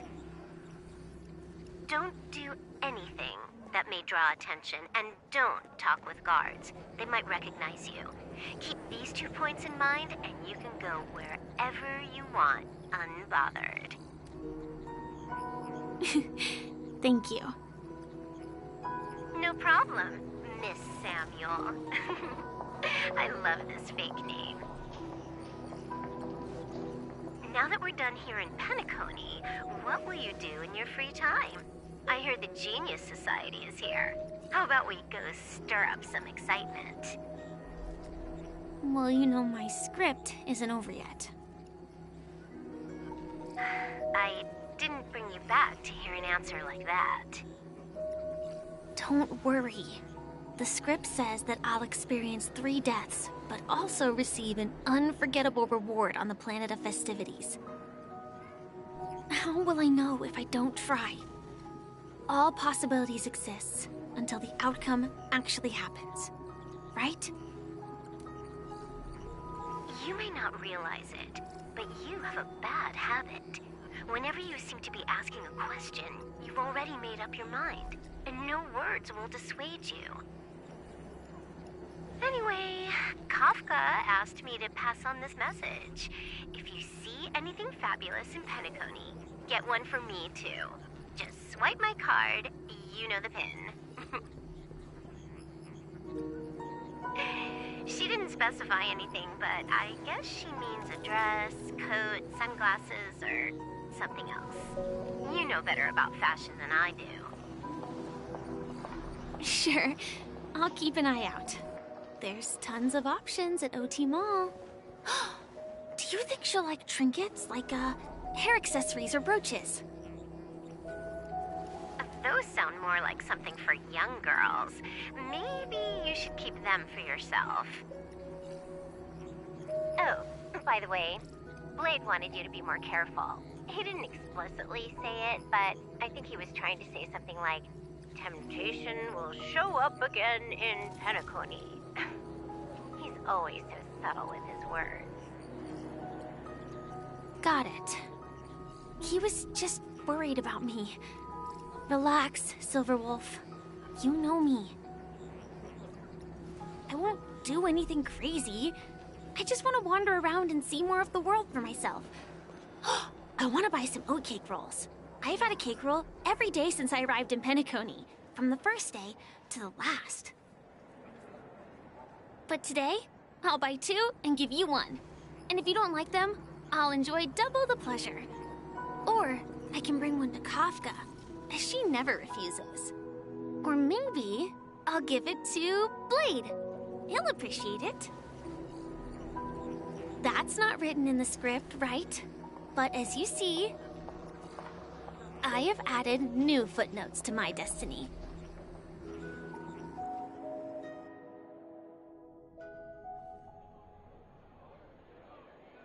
Welcome, Director Topaz.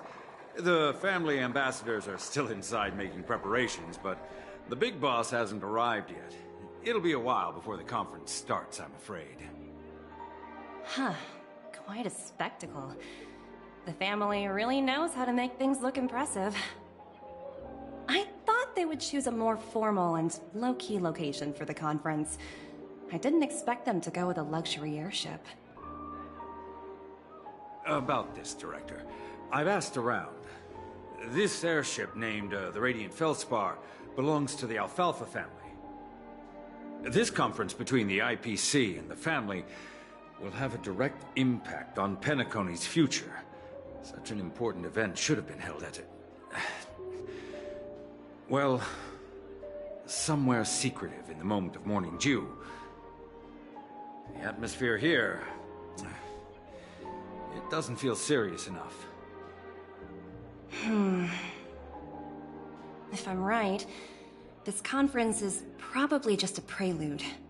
Whoever organized it wants to assess the IPC stance beforehand.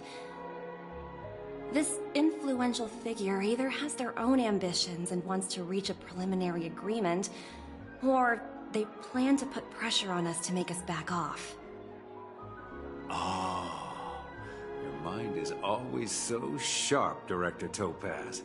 And when the big boss arrives, please remind her to be cautious and watch out for any traps. Thank you for the reminder, but I don't think that will be necessary. When she's at the table, it's the others who need to be cautious. Just tell everyone on our team to stay focused on their tasks and not worry about the negotiations. Oh, got it. I'll do it right away. Oh, and one more thing. Don't call Miss Jade Big Boss in front of her, or there will be serious consequences. I mean, really serious. Got it. Thank you for the reminder, Director.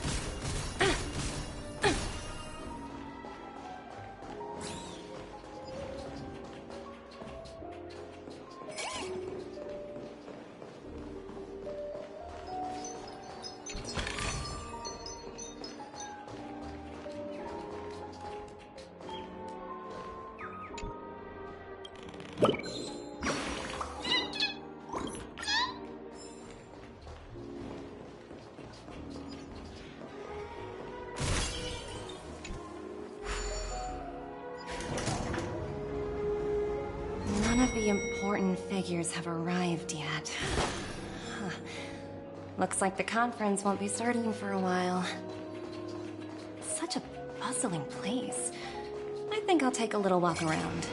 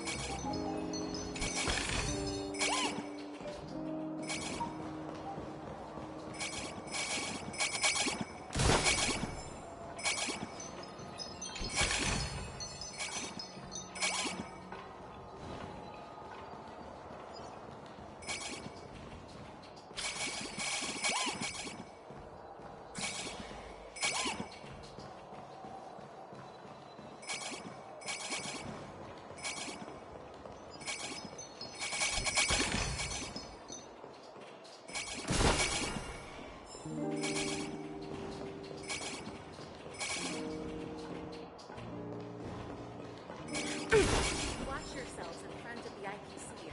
Don't you dare embarrass me. Greetings, madame. What can I do for you? Hello. Could you tell me more about the Radiant Feldspar? I assume you are the ambassador of the IPC Strategic Investment Department. It's my honor to assist you. The Radiant Feldspar is owned by Mr. Odie Alfalfa, head of the Alfalfa family. Mr. Alfalfa invested a significant amount in building this luxurious airship an Ember era ago, and it has been sailing across the 12 hours of the dreamscape ever since. Oh, so it's owned by old Odie himself. No wonder the ship is so lavishly decorated. Indeed, Mr. Alfalfa has impeccable taste. Only the most prestigious guests are invited by the Alfalfa family to board this airship. Please allow me to continue my introduction. The Radiant Feldspar had been cruising over the Sea of Dreams in Penacony for an entire Ember era. But its voyage was temporarily halted due to the recent reverberation. Reverberation? Such a formal way of putting it. You're really downplaying the whole thing. I apologize. Please continue. Following the previous reverberation in the Sweet Dream, the Radiant Feldspar had to suspend its voyage temporarily. Thankfully, the factors that disrupted the dreamscape have been resolved. However, due to, well, certain special reasons, the Charmony Festival originally scheduled at the Penacony Grand Theater had to be temporarily postponed. So, Mr. Alfalfa suggested relocating the Charmony Festival to the Radiant Feldspar, taking this opportunity to announce the resumption of the airship's voyage. Ah, well, that would meet the family's needs and also create momentum for Mr. Alfalfa himself. Quite fitting for a legendary tycoon like him. Thank you for explaining matters to me. Goodbye.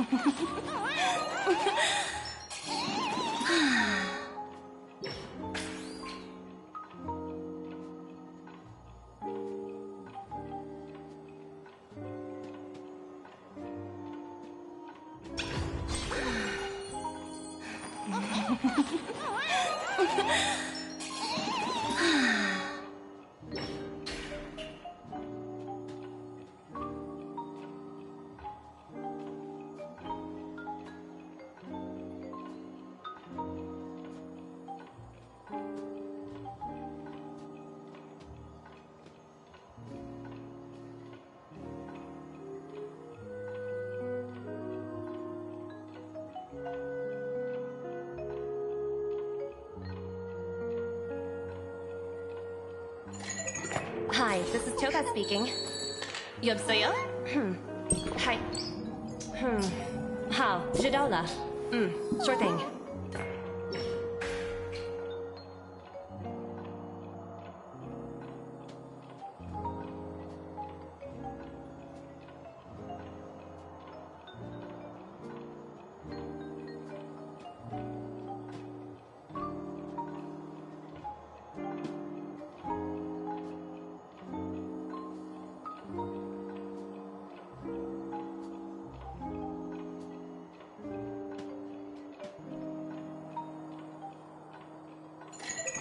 Hi, this is Toga speaking.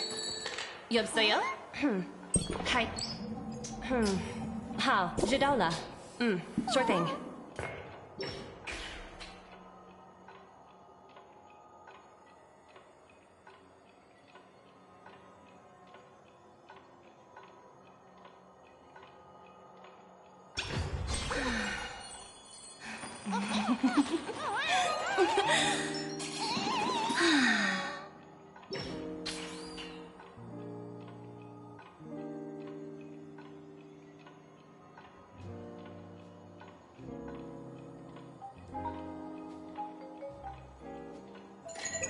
Hi, this is Toga speaking.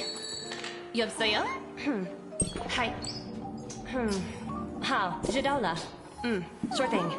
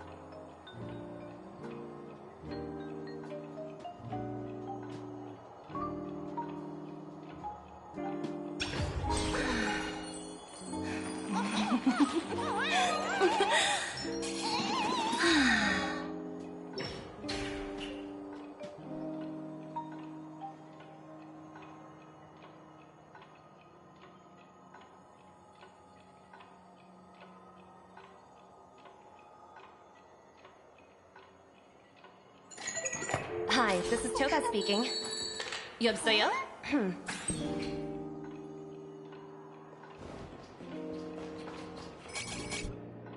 So many buttons. How many centuries would it take to press them all? Huh. Didn't expect those pooches to actually recycle them all. Huh? What are these?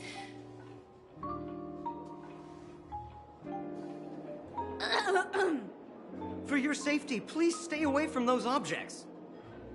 For my safety? Are these buttons something dangerous? Not exactly. Lately, there's been a prankster in the Sweet Dream who's been handing out strange button devices to anyone he meets. According to those involved, he said something like, "Just press this button and all of Penacony will explode!" Luckily, no one believed him. Still, The Bloodhound family collected these buttons just to be on the safe side.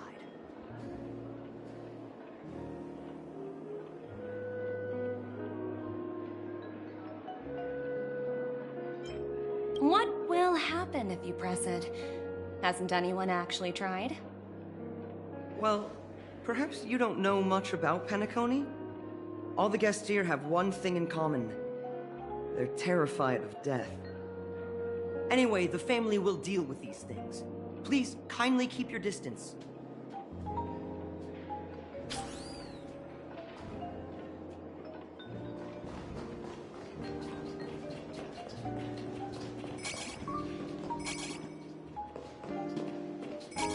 What services do you require?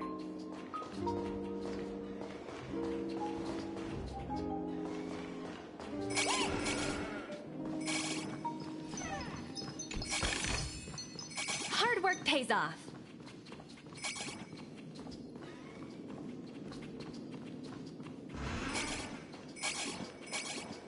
What services do you require?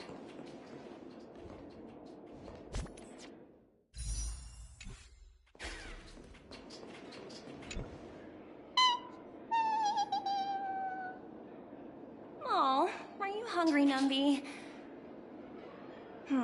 Food in the dream. Shouldn't taste bad, right?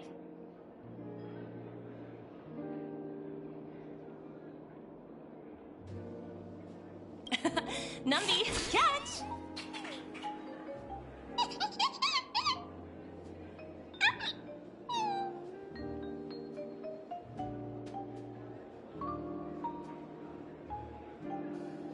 Oh, looks delicious, huh?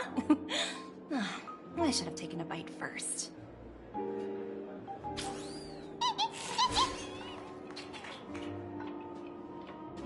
Hello? The Talent Motivation Department? Again? Internal review? Will it ever end? I'm working on a major project. I don't have time to squabble with you guys. The way I handled the Urillo case was approved by senior management, and all of the project logs and calls are complete. Can't you check on them yourselves? I just don't understand. Why are you so fixated on this minor case and constantly escalating it? Seriously, what's your purpose? Sounds exhausting. Why not just hang up? In my opinion, you handled that project quite well. A little ball of ice in exchange for the Astral Express's good favor. That's not a bad deal for the department. It's been a while, little Yelena. I've been looking forward to working with you. Never imagined this day would come so soon. Is there trouble? You can tell me anything. Just like old times. It's been a while, Madam Jade. I'm honored to have the opportunity to work with you. You're still so formal, aren't you? Forget about the hierarchy and treat me as your equal. No need for unnecessary titles like Madam. I'm sorry, but it might take some time to get used to that. After all, you are a senior.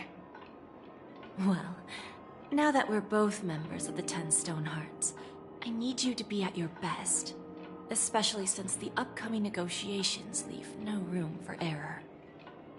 As sharp as you are, I'm sure you've figured out the true purpose of this conference, right? I believe old Oti has taken it upon himself to test our limits before the official negotiations between the IPC and Penacony. That's true, and it works in our favor. Do you know why? If we can reach some sort of agreement with old Oti beforehand, and gauge our opponent's boundaries, our future negotiations will go much more smoothly. That's the obvious benefit. Exactly. And the hidden benefit is that as the head of the Alfalfa family, his actions suggest that the 5 lineages might not be as united as the Odes of Harmony would suggest. as long as the influence of harmony hasn't completely permeated their core, personal desires will always have their way. Thankfully, influential figures in Penacony haven't entirely suppressed their own desires. It's similar to the power struggles within the IPC. The supposed all-for-one philosophy shared by the 5 lineages. It's just a slogan now that the Dream Master has gone. After the downfall of the Yoke family, Old OT's faction became the dominant force in Penacony. Even if we consider only the succession order, he's the longest serving and most senior among all the family heads. Yes, that's exactly why we need to handle the conference following an agreed-upon strategy. It's like playing a game of chess, where every move needs to be carefully thought out. Absolutely. The 3 steps of negotiation. Listen, test, and strike. That's what you taught me. Pretty clear. Although, you seem to have changed the order in the Yarilo case. That was based on my personal experience. I apologize for interrupting your conversation, but the family head is ready to meet the ambassadors from the Strategic Investment Department. Time to get to work. Let's prepare ourselves and meet that esteemed supporting actor. Remember, our goal is to create an opportunity for the IPC to enter Penacony. Aventurine has already made a small opening, and you and I, we're going to tear it wide open.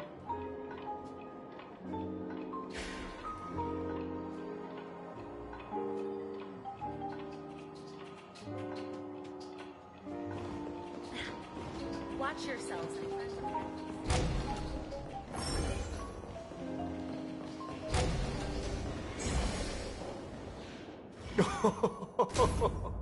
Welcome aboard my ship, the Radiant Feldspar. Smart and charming ladies. Please, have a seat. Let's have a pleasant conversation.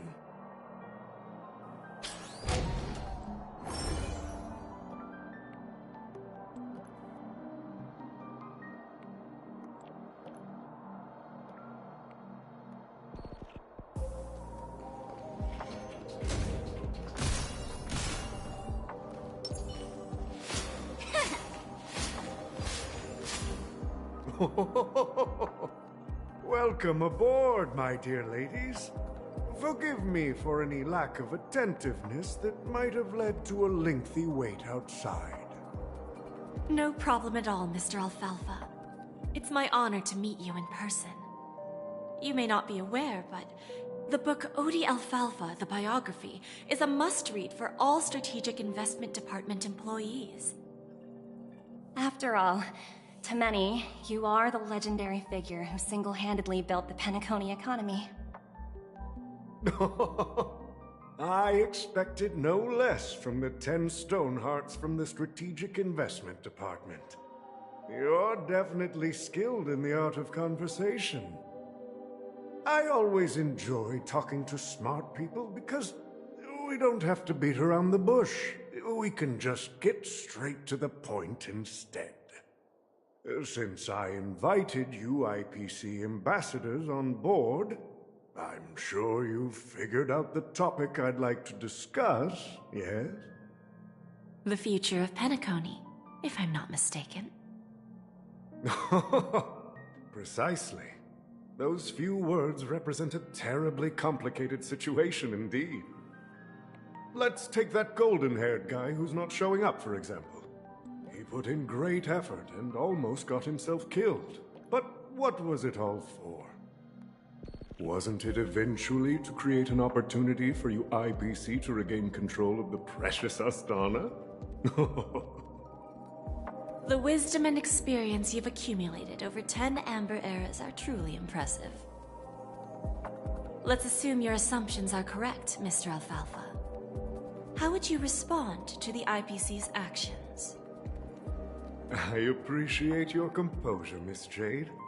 You must have witnessed much in your worldly experiences. However, perhaps you don't know much about Penacony.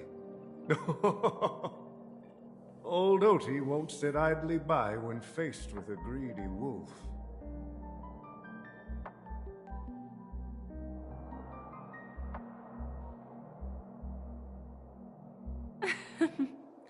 Please, go ahead. I'm all ears. Then I'll be straightforward. I requested this meeting before the official conference to dissuade the Strategic Investment Department from trying to lay a finger on Penacony.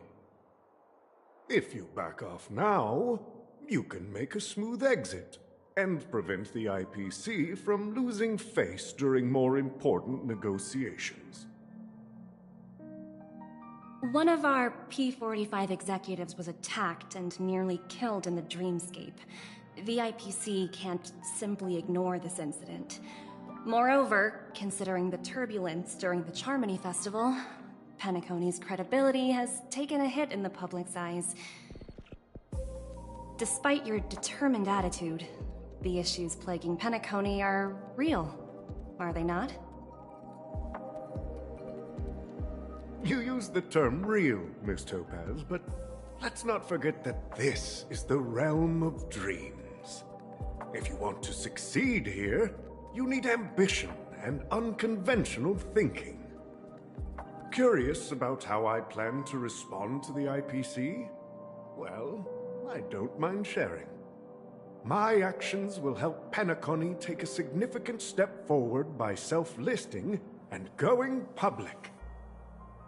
Going public? If I'm not mistaken, you want to bypass the IPC and go public on a universal scale. Precisely. Instead of watching the IPC gnaw away at Penacony, I'd prefer to open the doors of the sweet dream to the entire universe. Starting today, anyone in the cosmos can become a shareholder of the Land of the Dreams. This is the path of harmony I'll choose.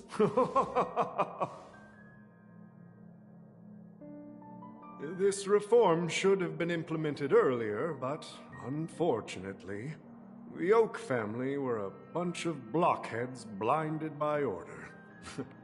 Their level of intellectual flexibility doesn't even come close to an old fellow like me. Thanks to the little reverberation earlier, the biggest obstacle between me and my reforms has been eliminated. The Alfalfa family will publicize the financial results of Sweet Dream Paradise, so that the entire universe can see that despite the catastrophe, Penacony still holds immense potential and opportunities, and that the family remains confident in its future.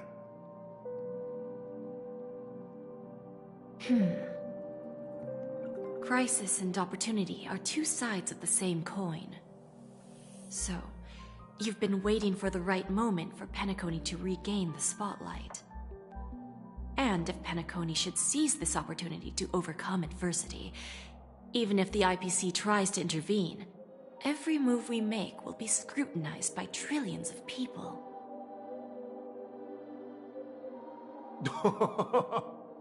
Now I'm convinced that you've indeed familiarized yourself with my biography, Miss Jade. So, about your next move. Please, consider it carefully. Indeed. We need some time to digest such a wealth of information. I suggest we conclude the first half of our conference, Mr. Alfalfa. Please allow Topaz and me to confer privately for a few moments, and to respond on behalf of the IPC later. Of course. Take your time, dear ladies.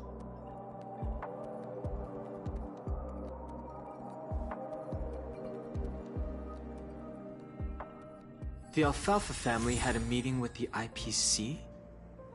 I got this information from a message sent by that IPC ambassador. He said it was to return the favor. It's not hard to imagine. Penacony today is pretty much like the frontier prison it once was, with external forces casting greedy eyes and the undercurrent of order lurking within. Instead of falling into a situation where they are plagued by both external and internal threats, Penacony the IPC to negotiate at the table, ostensibly to cooperate, but in reality, to secure more opportunities for their own survival. Well, no wonder they sought the mediation from the Astral Express. In your opinion, who should we stand behind? I don't think the followers of the Harmony are completely innocent victims in all of this. For reasons unknown, they have a strong desire to smooth things over, which leads to speculation about their motives. If either the family or IPC were to assume full control of Penacony, it would return to its previous illusory dream of hedonism, and the efforts of those previous nameless would once again go to waste. There you are. Did you rest well? I didn't disturb you since you were in a deep sleep.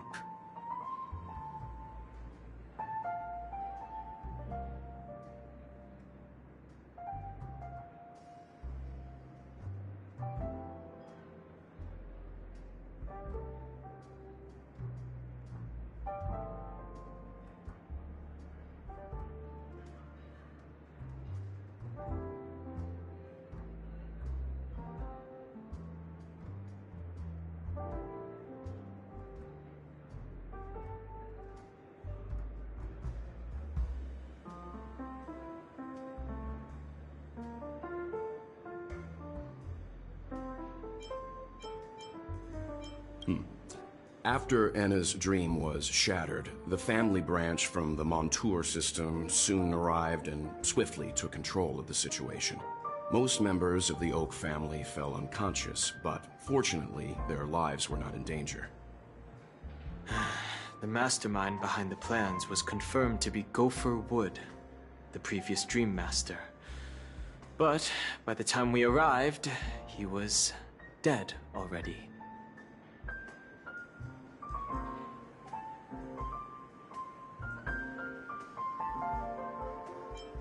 That's what we're about to witness on the Radiant Feldspar. Ultimately, the public perceived the incident as an attack by evil forces targeting the Charmony Festival. They believe the family failed to safeguard the Sweet Dream, significantly eroding their credibility in the process. While quite different from the truth, this appears to be the outcome with the least impact. After all, you don't know who's awake and who's pretending to be asleep. Well, they'll open their eyes in the face of danger. Once the danger subsides, they'll embrace the sweet dream again. Here's a toast, with 3 glasses of Glory of the Trailblaze to all of you.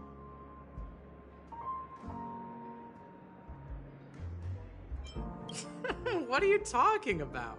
This is my lounge. It's good to see you all again. Although we might be saying goodbye again after this reunion. When will the Astral Express leave Penacony?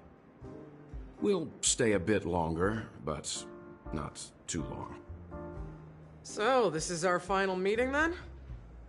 If this is a farewell, then it seems to be missing something. Music? Atmosphere?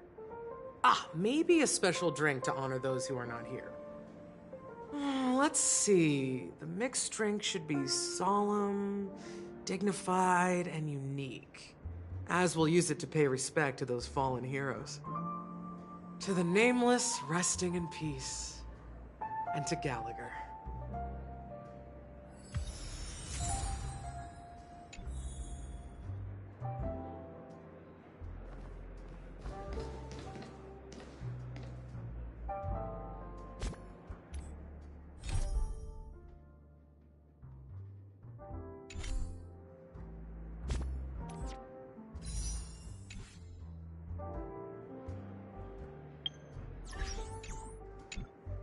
Ready to mix your drink? Before we start, would you like to talk to your friends? We have plenty of time. All right, as you wish. Huh. I think I have an idea about what drink to make. Would you like it bitter or sweet? It's up to you. Choose the flavor that suits you best at this moment. Drowning sweetness. One of the most challenging drinks to make. A slight imbalance in the ingredients can result in an overwhelmingly viscous sweet taste. However, with the right ratios, you get a uniquely sweet drink with a lingering aftertaste. Not a bad choice. Let's start mixing.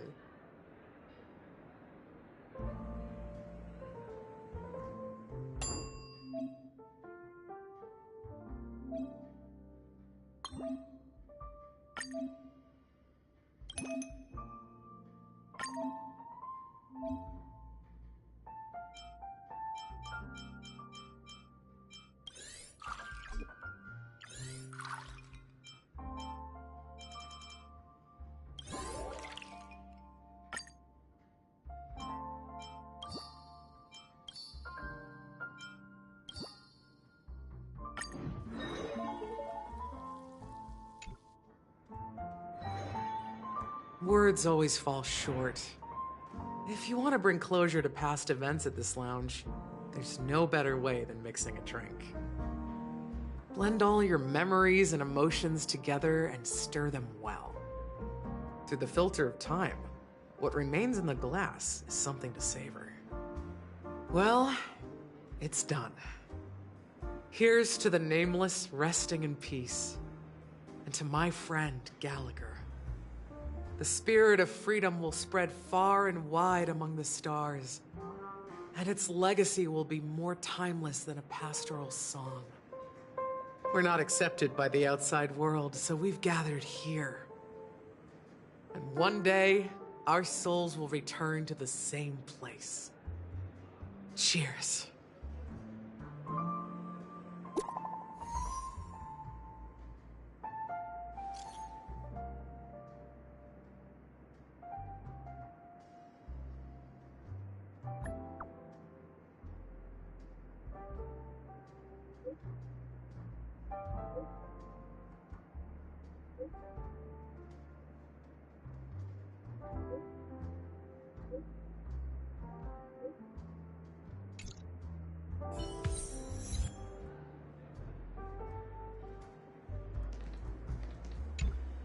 Oh, are you leaving? Oh, then take this with you. I've mixed more of this last special drink for you. The past shouldn't be forgotten. So I hope it brings back the flavors of Penacony. Thank you.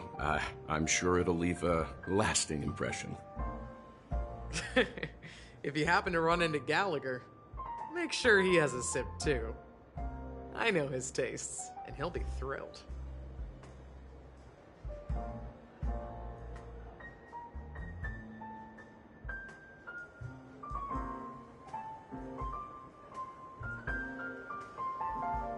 Then, I guess you won't be seeing him.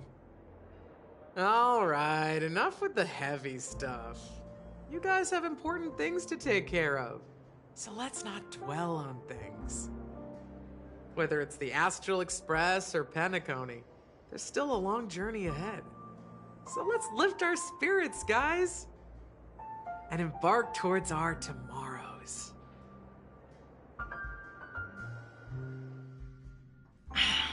Old Odie is a tricky opponent.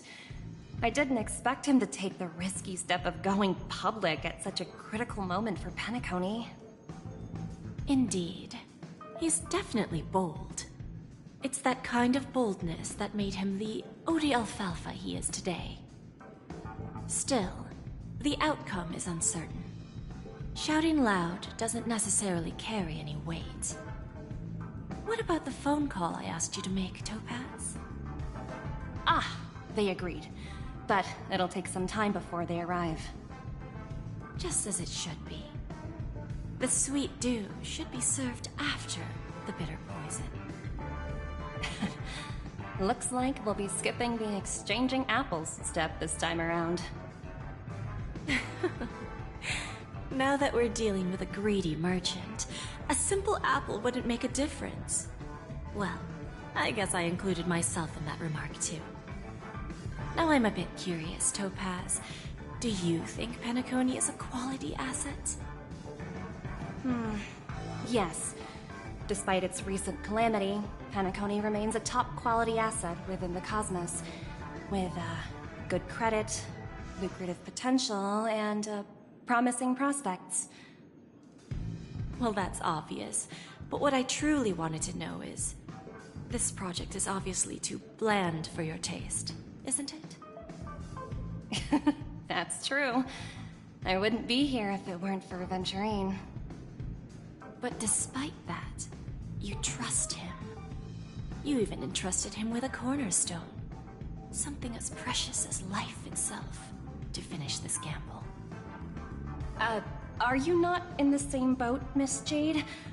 Without us playing along, your Jade Stone wouldn't have made it across the border so easily, allowing you to see all desires that flow through dreams to gain a bargaining chip in negotiations. That's why I'm willing to stake my Topaz Stone to cover for you. It's like one big, elaborate game of chess. Once that kid sets his mind to something, nothing can stop him. Not even fate. Well, at least he's still alive, and that's the best outcome. Looks like we've strayed off topic, Miss Jade. Should we discuss our next steps? No need.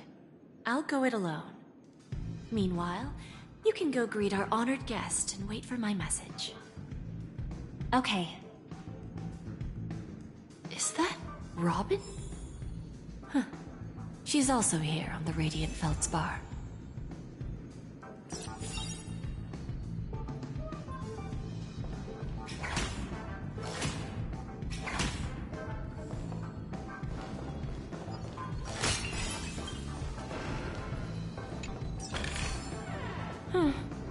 Not exactly eye-catching. Is that all? Hardly worth the bother. Yeah.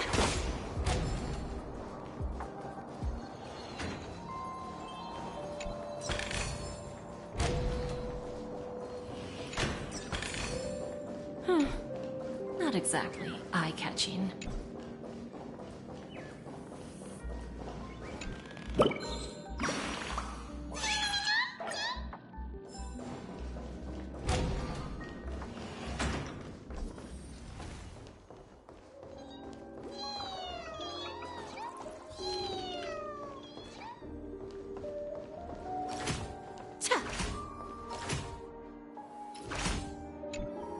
Greetings, Miss Robin. I didn't expect to meet you here.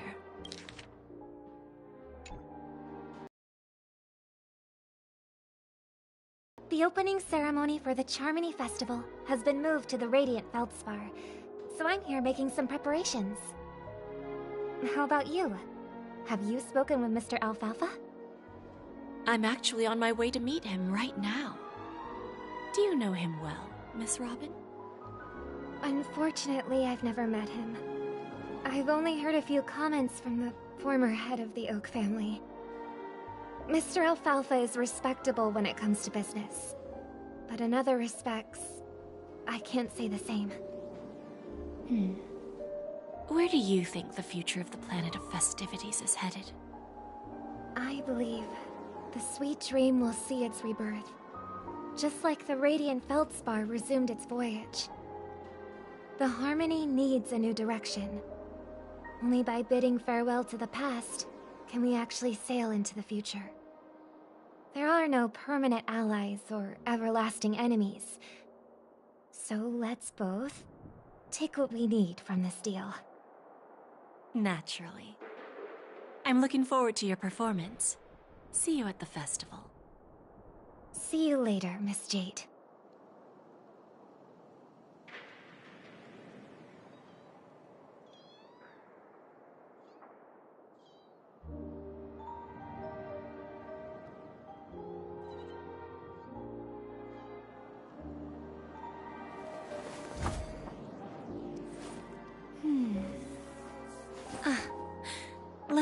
this collateral won't be returned.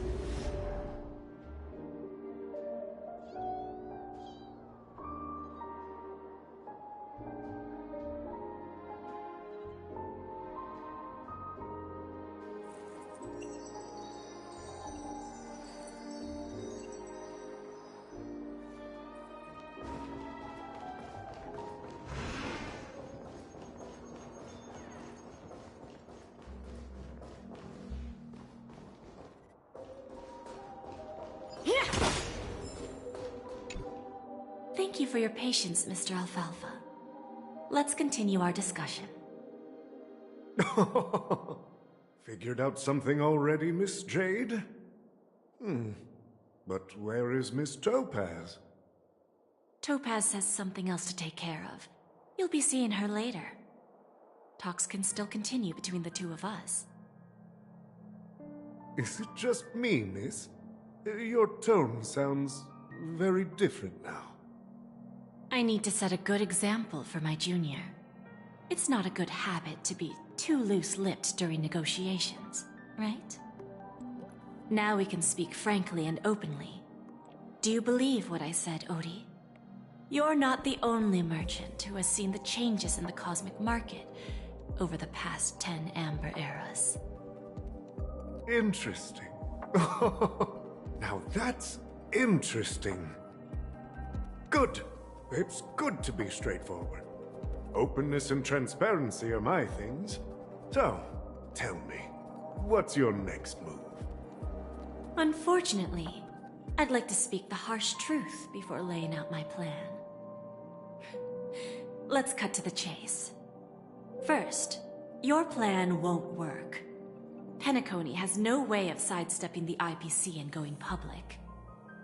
Second, you can't stop the IPC from entering Penacony. We've got all the time and connections in the world to find a way in. We'll keep tearing down and rebuilding this place until the Asdana system gets used to the IPC's ways again. Now, I'm repeating your words exactly. If you don't want to be a laughingstock and have everyone gunning for you at the official conference, you'd better drop your little pie-in-the-sky plan. Oh, interesting. Indeed. You surely have a way with words. Now, I'm curious to know what you have up your sleeve. Mr. Alfalfa, let's not forget that the IPC controls the biggest interstellar publicity platform. More than half the news networks in the universe take their orders from us.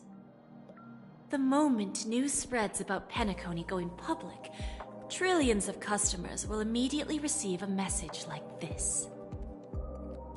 The family's protection for Penacony has expired. Any mishaps in the dreamscape could result in permanent brain death.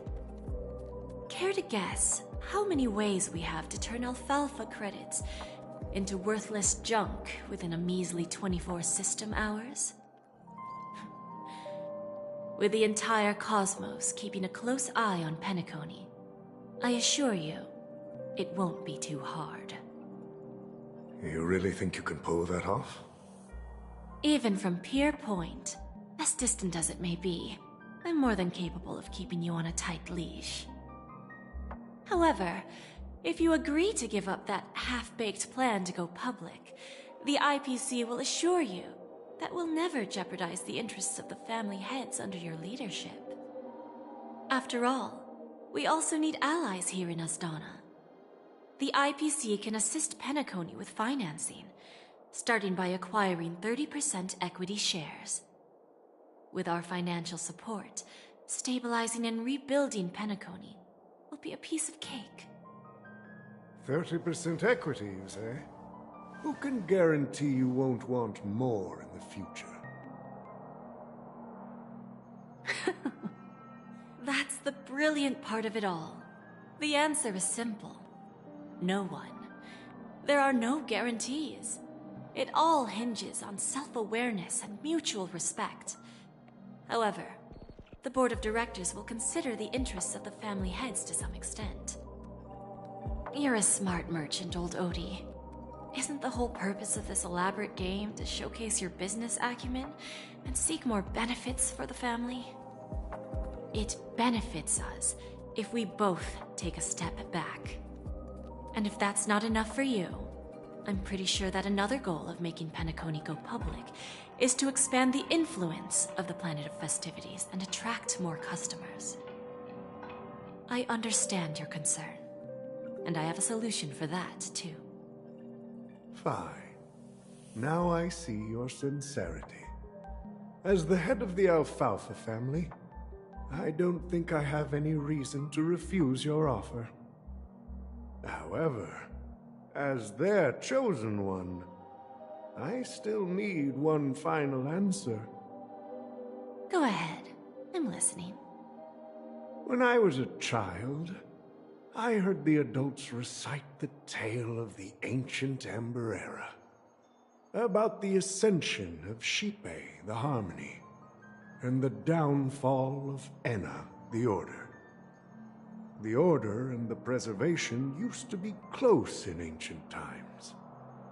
So, why does the IPC, as a follower of the Amber Lord, seek collaboration with the family instead of aligning with the Order? The answer is simpler than you think. It's all about credits. Everyone's favorite thing and the universally recognized currency among the stars. The IPC has the power to perpetually ensure their value.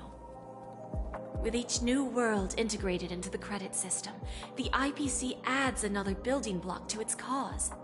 Eventually, all exchanges, capital, and businesses will operate within a unified monetary system. By then, all planetary developments will be recorded in accounts with well-defined values and the ability for exchange and circulation. And the heart of everything will be Qlipoth's credit.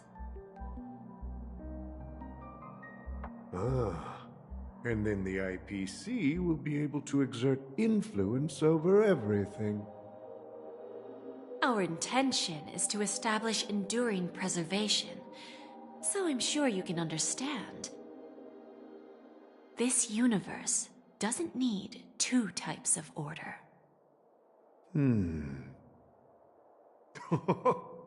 Well said. Now you've convinced me. All right. Tell me your solution. Let's see if we're thinking the same thing. Then let's continue our conversation. Please, Topaz, invite Sweet Dew to join us at the table.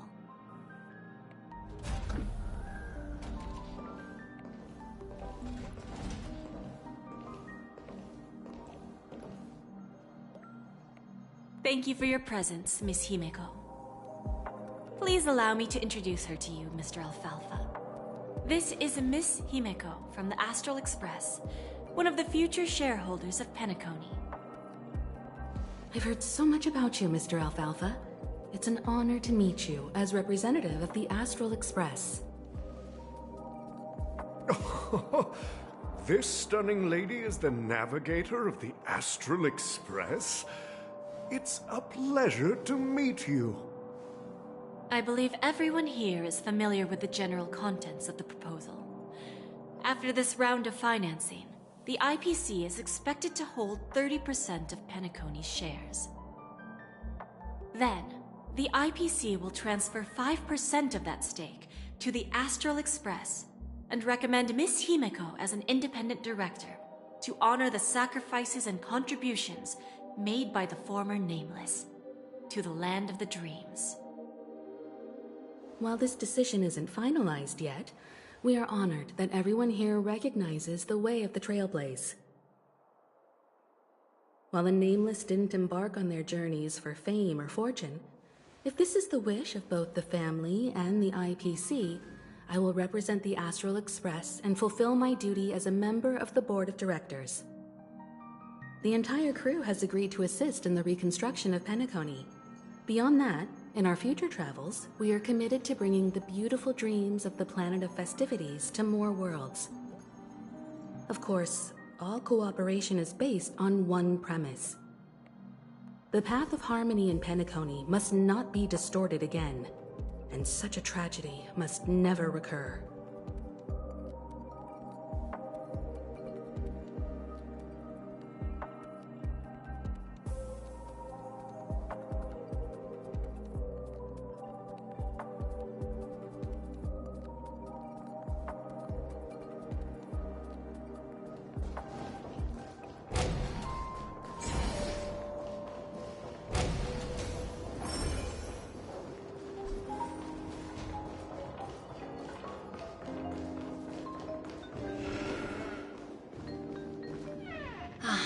Old OT is in agreement, so the issue is settled, I presume. What about the remaining family heads? Old Odie represented more than just the Alfalfa family. When should we schedule the formal negotiations? I'll handle the arrangements. It's all up to you. I'll step back and let you handle the negotiations and takeover. I won't be involved. But Miss Jade, this is... Aventurine initiated this case, and you were his project partner. If that kid hadn't overplayed his hand, I wouldn't have been pushed to the forefront. I came here today to help you sort out the toughest issue. I trust you'll be able to wrap things up quite nicely, little Yelena. Of course, there won't be any problems. And please, give Diamond my assurance. Don't worry. Diamond has always trusted us. I'll put in a good word for you, and you'll have your P-45 position back in no time. Radiant Feldspar. What a fantastic ship. Well, now that my business is done, it's time for me to indulge in my own little hobby. Ah, you want to open a Bon and Jade exchange branch on this ship too? Opportunities like this don't come around often. Just look at the guests on this ship. They're surely holding a wealth of valuable treasures. Well, I'll take my leave. A pawn shop can't run without a boss. See you around, Topaz. I have one more question for you, Miss Jade. Go ahead.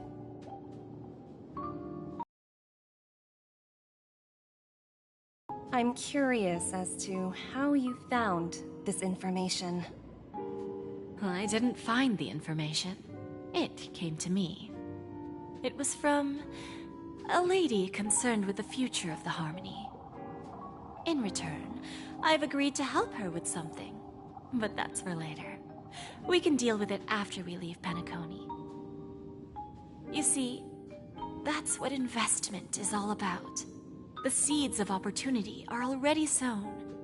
They only need a little bit of nourishment to take root. And then after, all we need to do is wait patiently.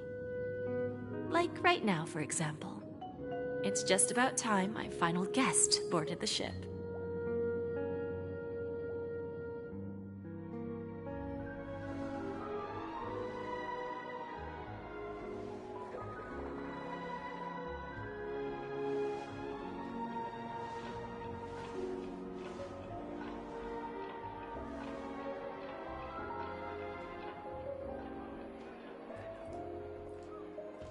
Sneaking in was way easier than I thought. The family's security is as lax as ever. So, this is the Radiant Feldspar. So luxurious. A pawn shop that grants wishes. Is there really a place like that on the ship? I'll find out for myself if the rumors are true or not.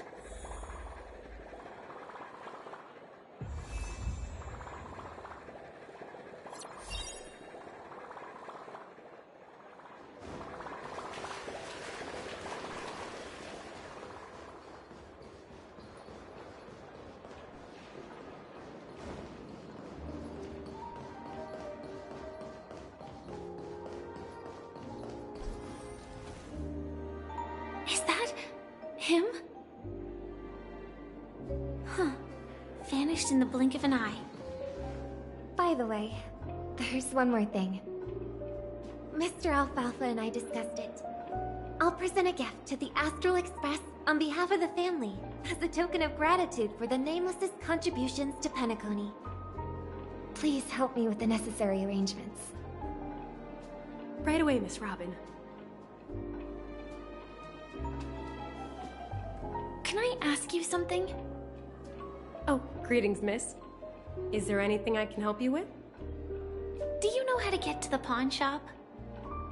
Pawn shop? Ah, you must be talking about Lady Bonajade's place, right? I heard she offers, special services there. I've marked the pawn shop's location on your device. Please feel free to check it out. Lady Bonajade. I think I've heard that name somewhere before. Was it from Silverwolf? Come to think of it, she disappeared after mentioning that she was going to meet with the Genius Society. I wonder how things turned out for her.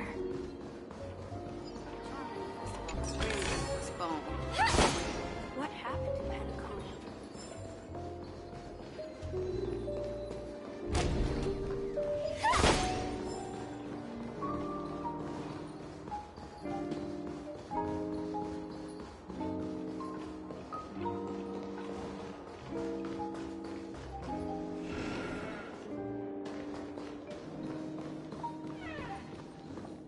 Welcome to Bonajade Exchange, Radiant Feldspar branch. How should I address you, dear lady? Just call me Samuel. Samuel. Nice name. So what do you need, Miss Samuel? And what are you willing to give up in return? I want to keep on living. And for that, I'm willing to give up everything I have. Everything you have? That's right. Everything. Miss Samuel, I think you'd best turn around. It seems you're not quite familiar with the term pawn. What do you mean? I mean it literally. I sense your burning desire to live, but unfortunately, you don't have anything of equal value to offer. Okay.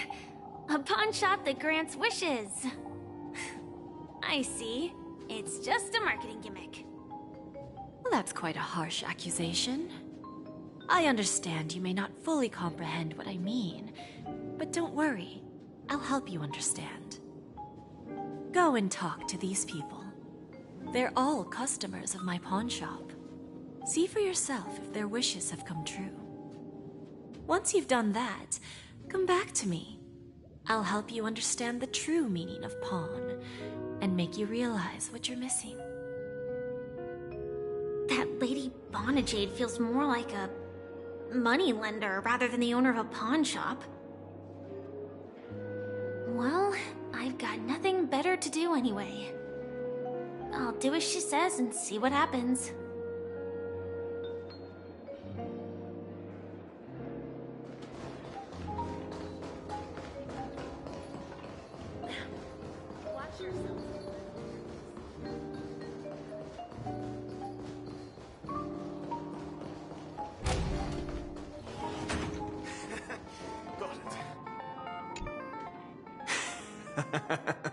You stupid little girl. Coming back to lose more money, huh? Enough talk. Let's get started. This will be our final game. I'm betting my entire fortune. Oh, a big talker, huh? All right, let's see what you've got.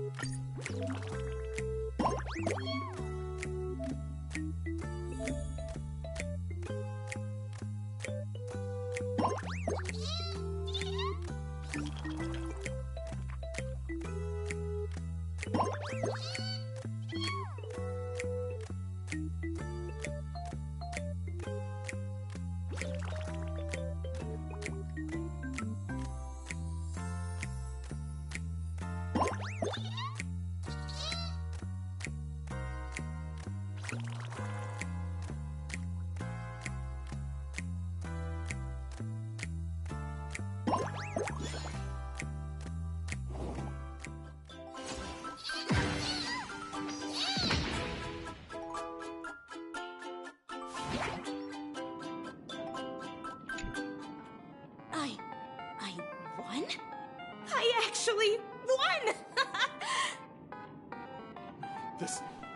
This can't be! You lost to me 10 times in a row. How could I possibly lose to you at such a crucial moment? It's true! Lady Bonajade has truly blessed me! Finally, my luck has turned for the better. Great new era for Stacy. The Master Gambler has arrived!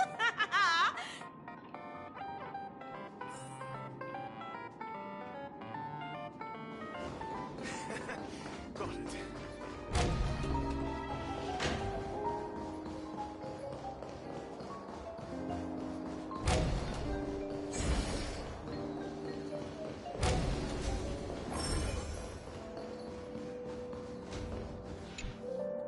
I've prepared a gift for you, Dorothy. Check this out. Whoa! What a beautiful necklace! Is it made of cymophane? It's stunning. How did you know I love jewelry made of cymophane? It has the same purple hue as the necklace my dad gave my mom. I've never told anyone about it. How did you find out, Del?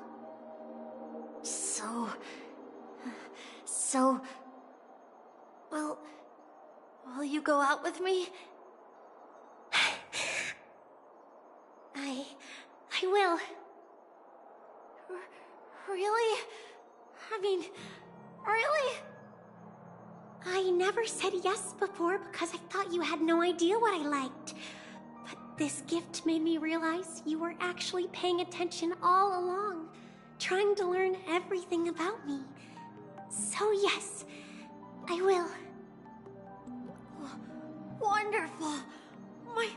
My wish has actually come true. So, shall we go, Dorothy? Let's go outside and enjoy the stunning views of the 12 hours.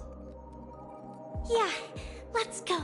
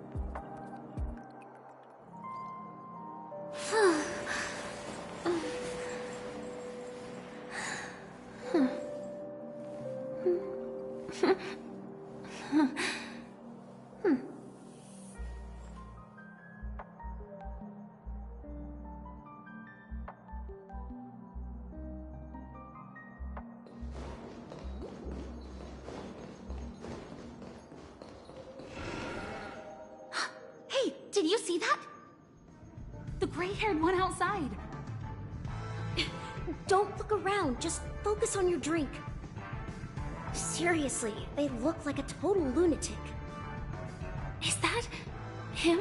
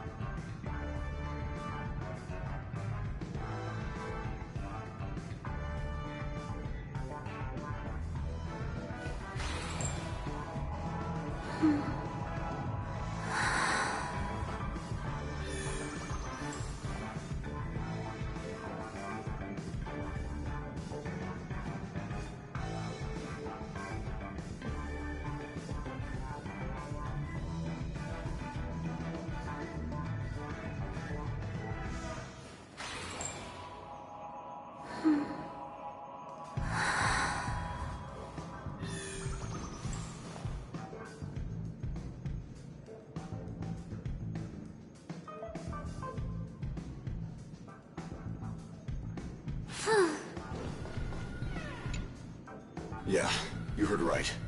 I've got him. He's been hiding at the moment of soul in Penacony, using a fake identity. And he even posed as a professor at Paperfold Academy. I've made a deal with the family. I'll leave the extradition-related paperwork to you. How'd I find him? Well, let's just say I had some help from an influential figure. Don't ask for the details. 22 years. Yeah. 22 years of chasing this guy all over the cosmos. You know, never thought it'd end up like this. Right here. I'm gonna hang up for now, partner. I need to raise a glass to myself.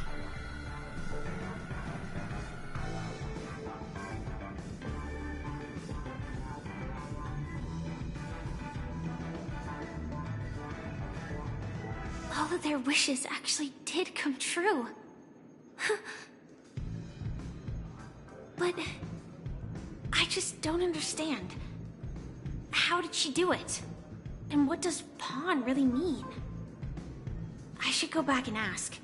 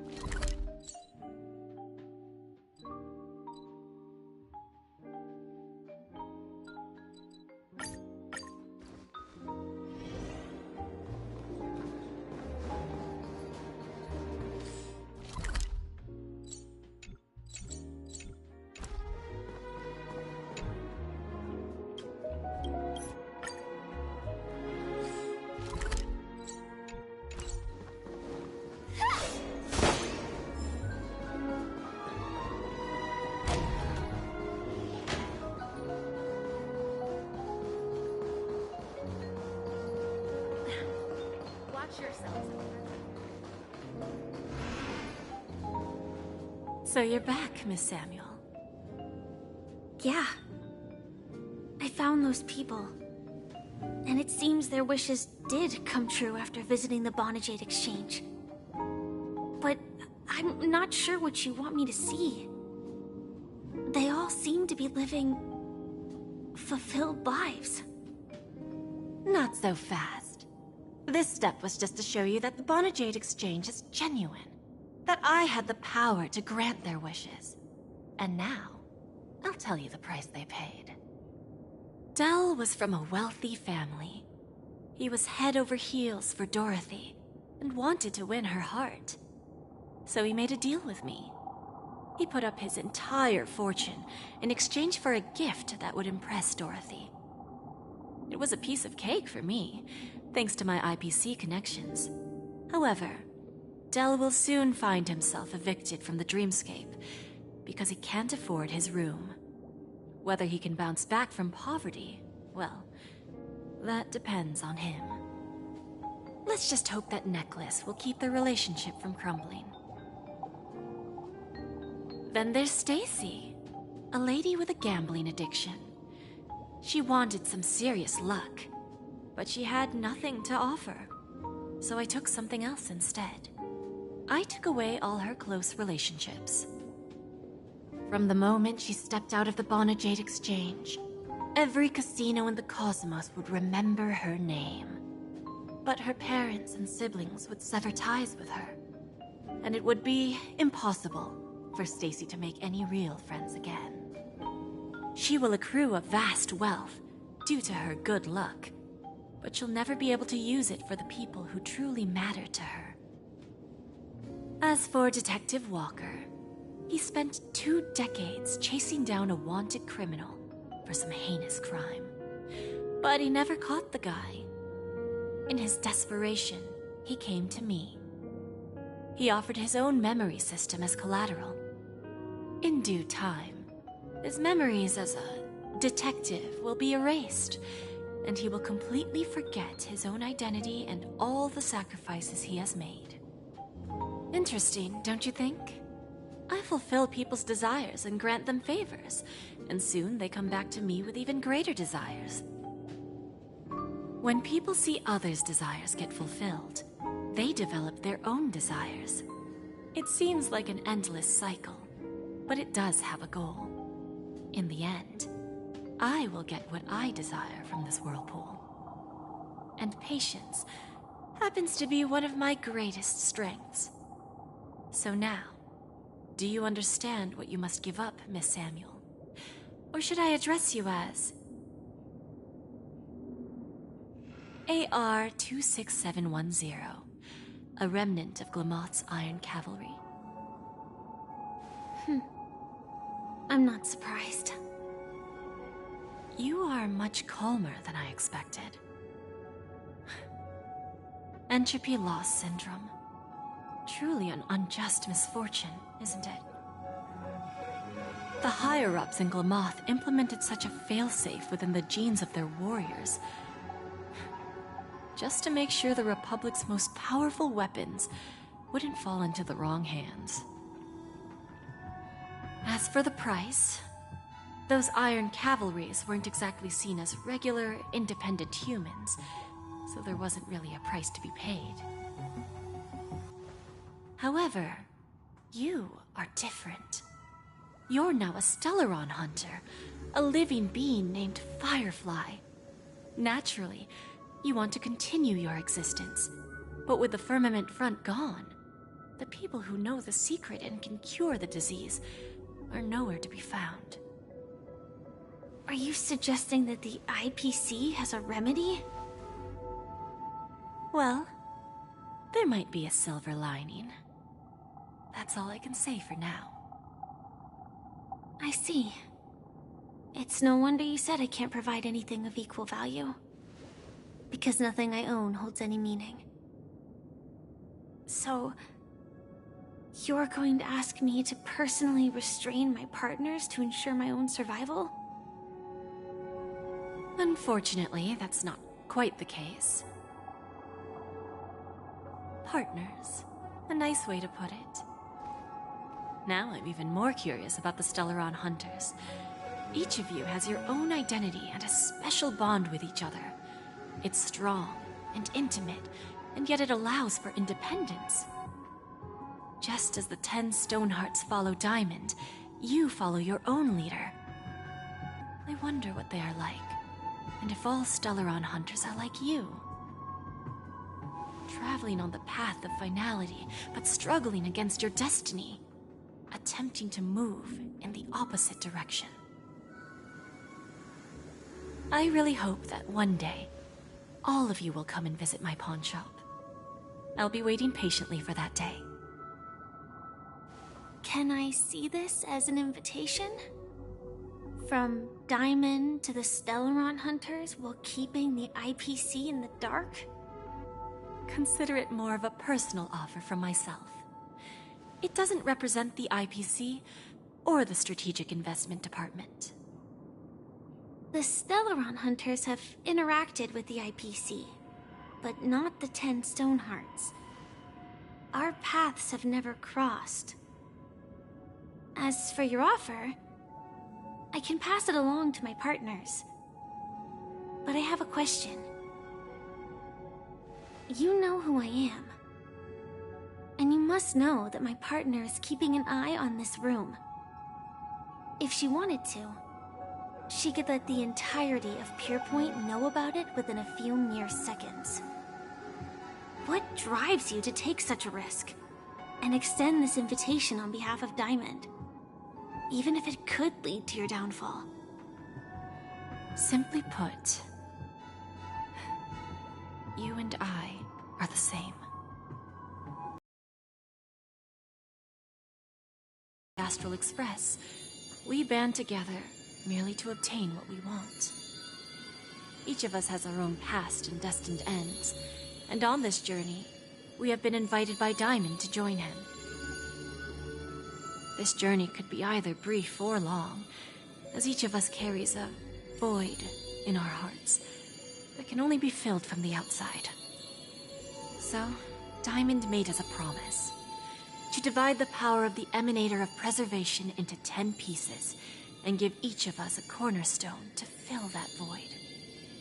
Mortal flesh is fragile, yet my heart is unyielding like the monolith. For without this resolve, the way of preservation would fade into oblivion. So, you understand? This pledge goes beyond a mere oath. It's our collateral in exchange for opportunities, wealth, survival, and a future. And whatever we gain from it will fortify the Stonehearts in return, allowing us to achieve the great cause of the preservation when the war among the Eons eventually comes.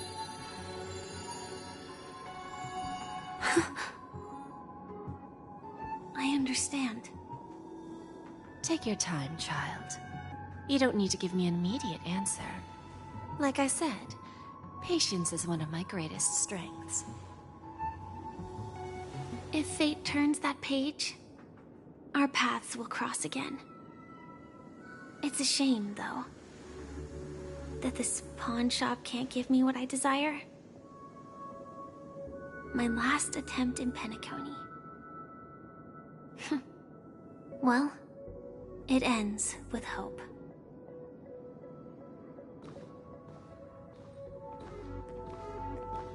Lady Bonajade, I've come to deliver the collaterals promised.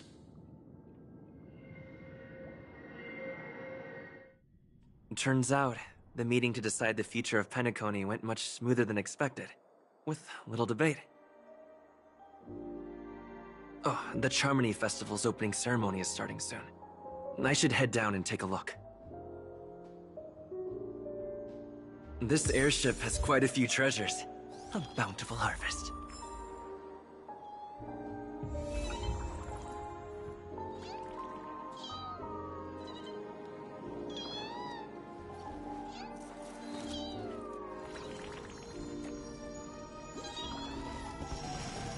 I'll always protect.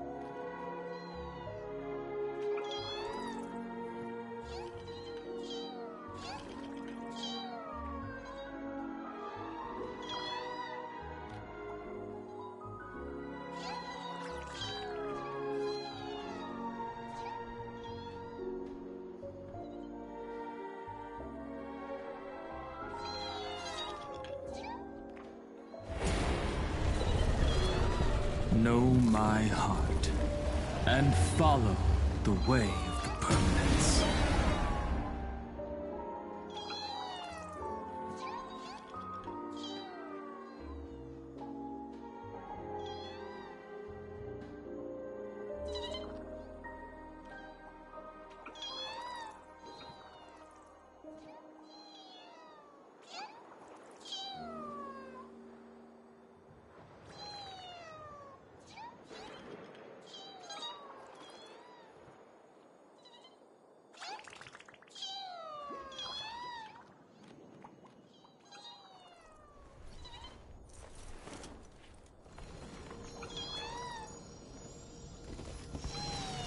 I'll always protect.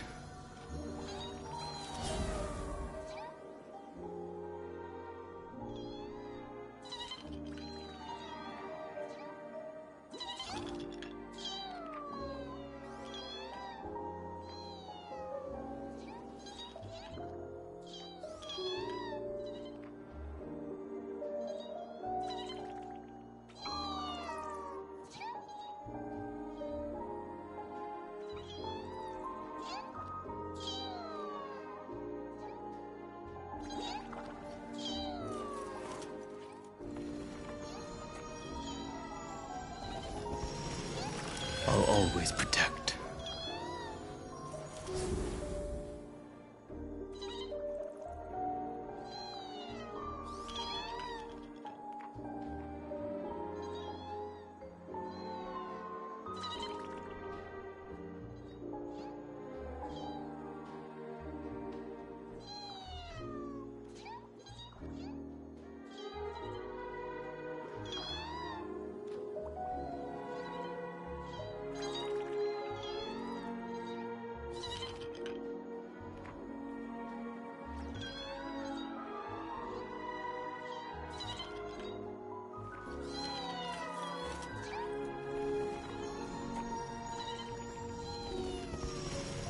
I'll always protect.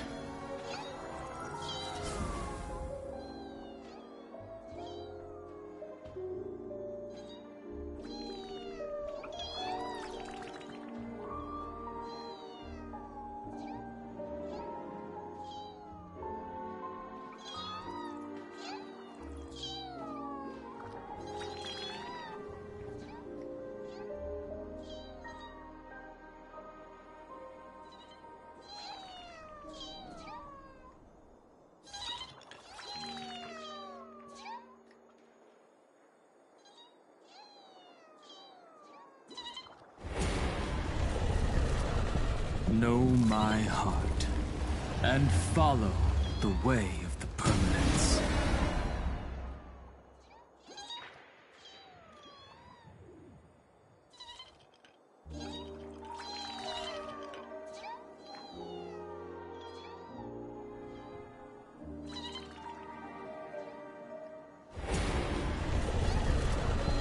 Know my heart, and follow the way of the permanence.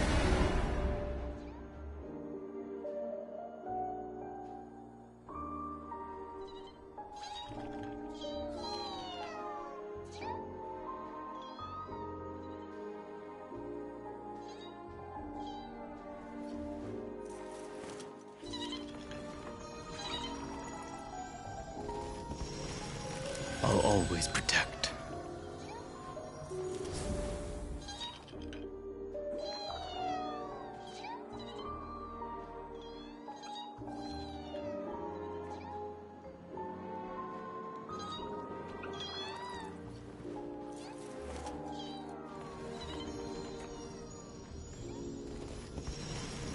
I'll always protect.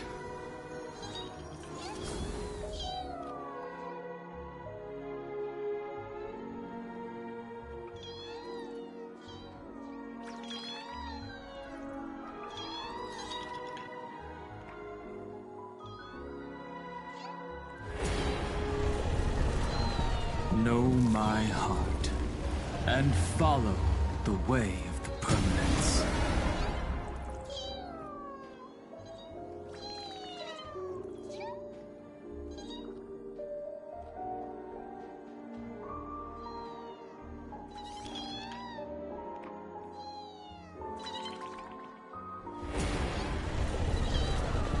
Know my heart, and follow the way of the permanence.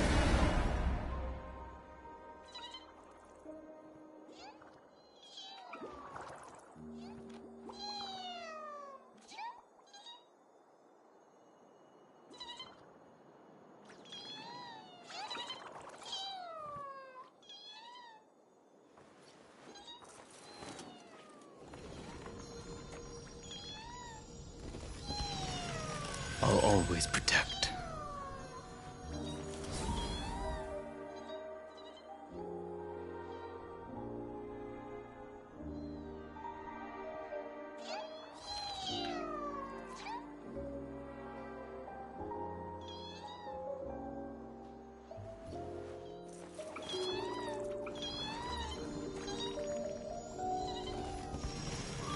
I'll always protect.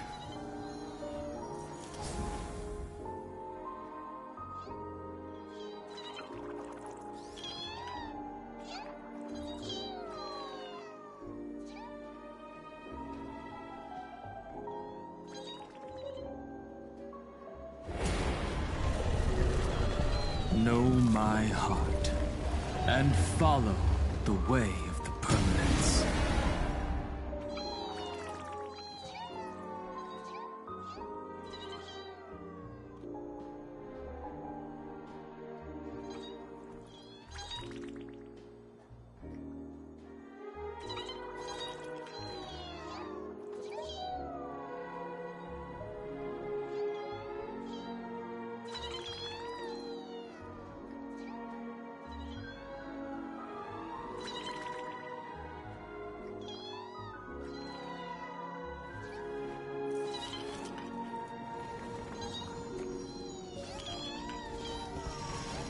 I'll always protect.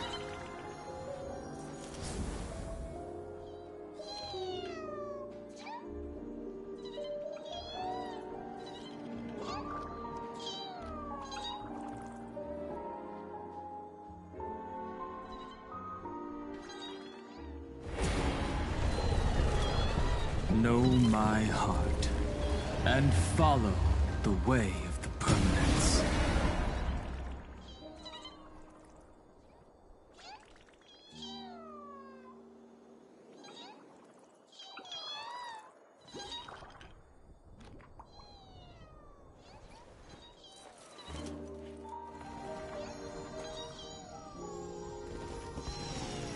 I'll always protect.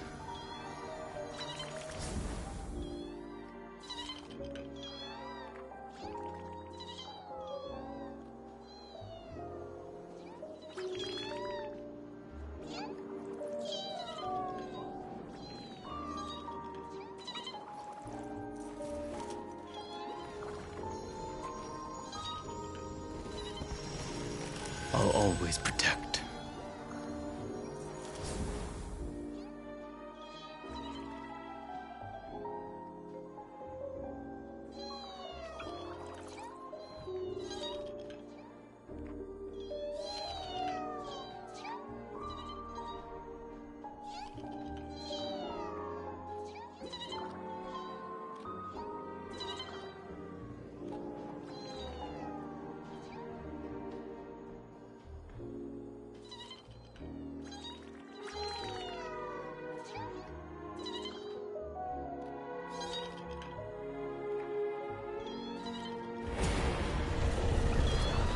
Know my heart, and follow the way of the permanence.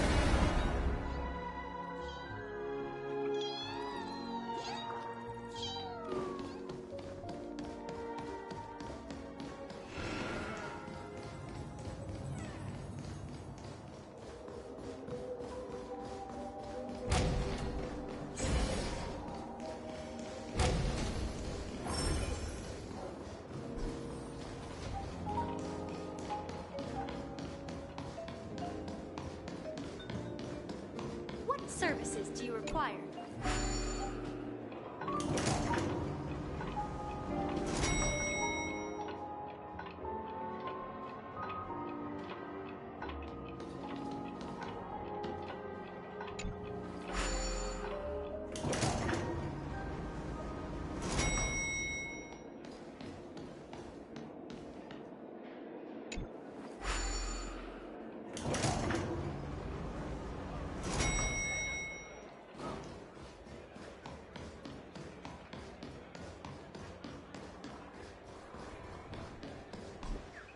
The festival hasn't started.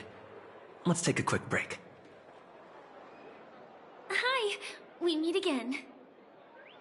Who's that? It's really you! I knew I didn't get the wrong person.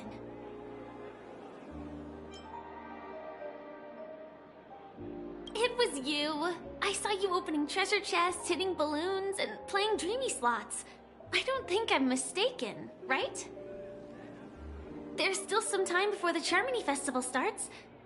Do you want to chat?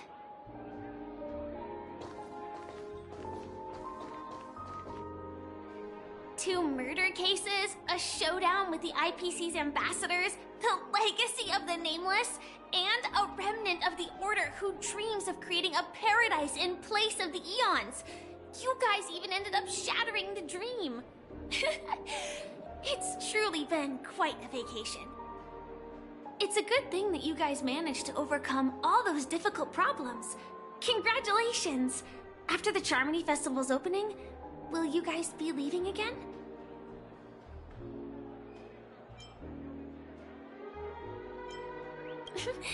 There will always be somewhere. After all, you guys are on the path of the Trailblaze. Before joining the Stellaron Hunters, Elio told me that this journey will tell me how to live on. That's all he said. As for the rest, it's up to me to find out. So, I'll pay extra attention to any leads that will let me live on. This trip to Pentagon.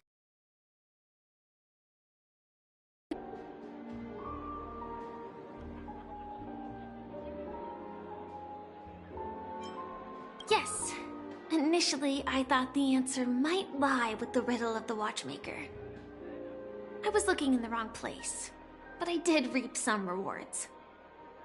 Do you know Miss Jade from the IPC's Strategic Investment Department? Bonajade Exchange belongs to her. She told me her price, but...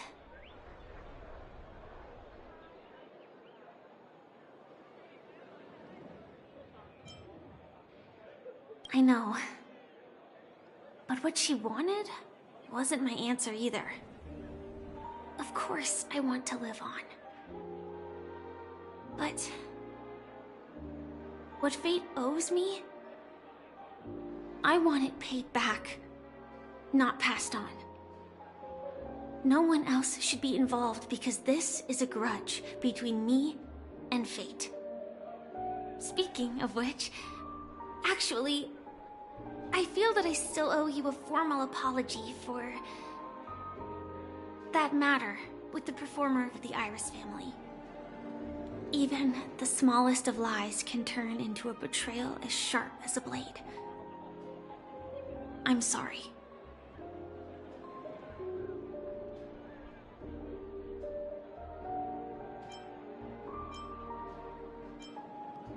It was an emergency, so I never had the chance to formally apologize to you. And admittedly, I was the one to blame. To me, hiding is much easier than being honest. Yet, I still want to try expressing my emotions as any ordinary person would. It's that girl! Get moving! Arrest that criminal before the Charmony Festival's opening ceremony starts! I can't believe they've chased me this far. Looks like we have to say our goodbyes. Don't worry about me, just go and enjoy the ceremony. The script hasn't reached its end yet. We will meet again.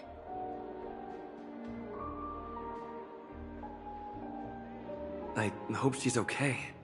But if it's only those two hounds again, she'll probably be fine. I'll send a message later to check in on her. Let's go attend the Charmony Festival first.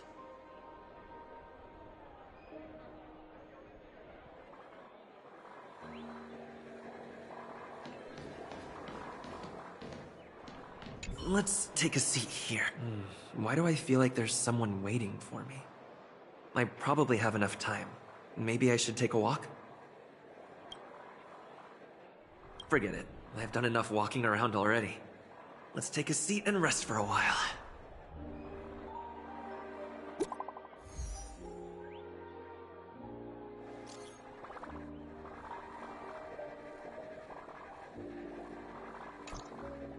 Looks like I don't have to worry about her.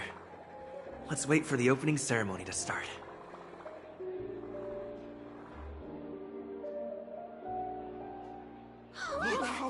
It's Miss Robin! Hey, Miss Robin! Hey, Miss Robin! Over here, Miss Robin! Miss Robin! Miss Robin! Miss Robin! Miss Robin! Miss Robin! Glory to the family! Glory to the family! I'm your biggest fan, Miss Robin!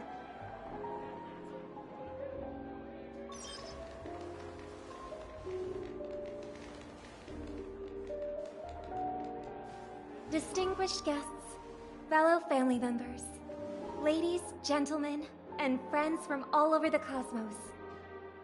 It's a pleasure to join you all in celebrating the grandest ceremony of the Amber Era, the Charmony Festival. Firstly, on behalf of the Penacony family's 5 major lineages, and on behalf of myself, I'd like to extend a warm welcome to all our guests.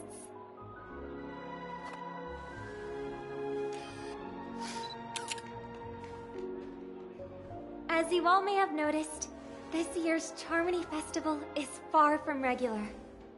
Thanks to the efforts of everyone, the celebration is unprecedented in scale, with factions from across the cosmos in attendance. Not only that, the customary opening ceremony held at the Penacony Grand Theater has now moved to the Radiant Feldspar, the very airship you all stand upon. We invite you to express your warmest applause and deepest appreciation for Oti Alfalfa, head of the Alfalfa family, for his selfless devotion to the Harmony's cause.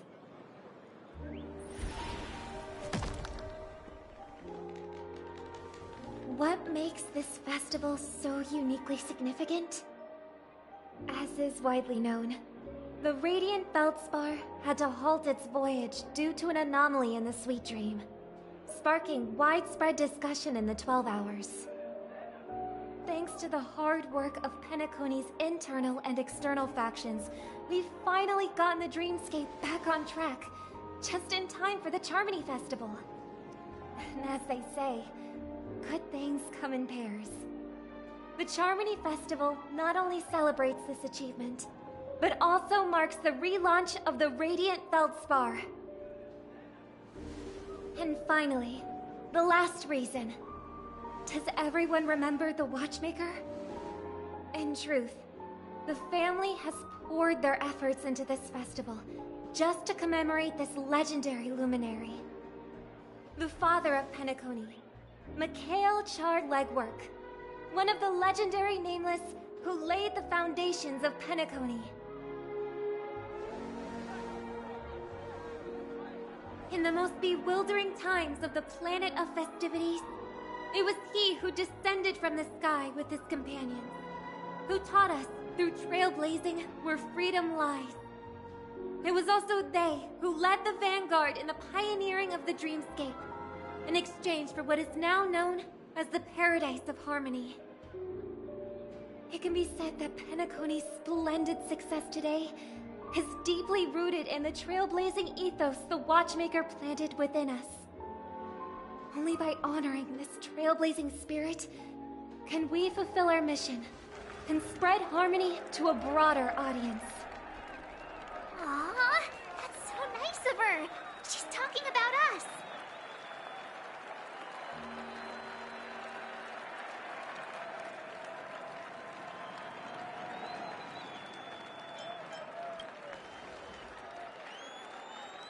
Obviously. Wait, why does that seem so ominous? And now, the Sweet Dream is back on track. All thanks to the Trailblaze, of course.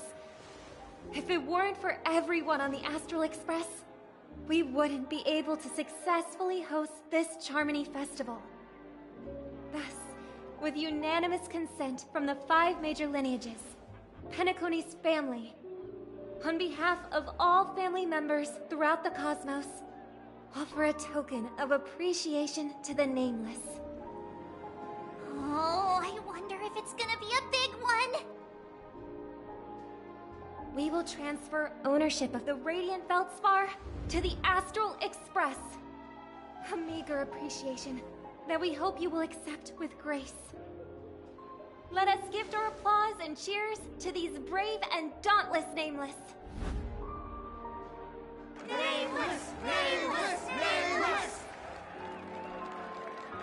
And now, I propose a toast. To harmony, to the Trailblaze, to the future of Penacony and the universe, and to the generous Alfalfa family head, Mr. O.T. Alfalfa. Cheers! Cheers!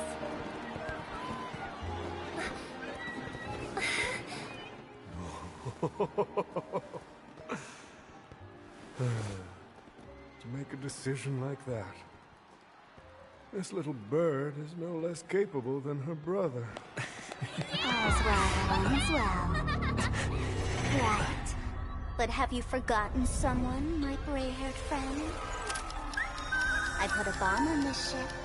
You have 10 minutes to find it. Better hurry. When did this get shoved into my hands? There's still so many bombs. Now's not the time for the plot payoff. I can't handle this alone. Time to create a group and inform everyone.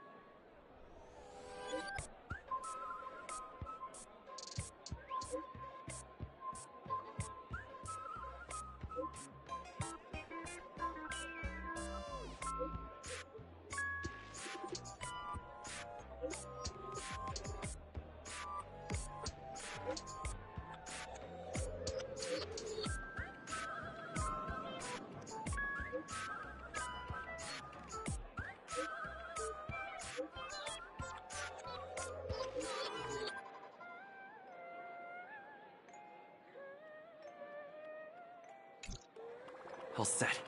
Let's start following the plan.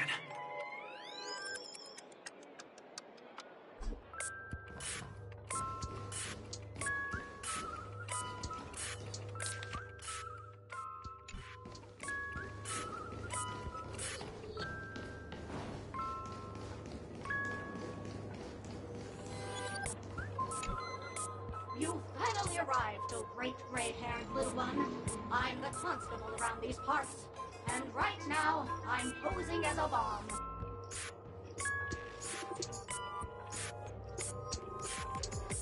You don't like it? Fine.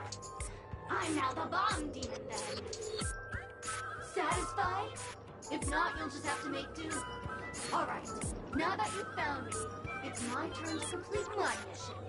Next, I'll count down from 5, and then explode. 5, 4, 1. Did I miss a number?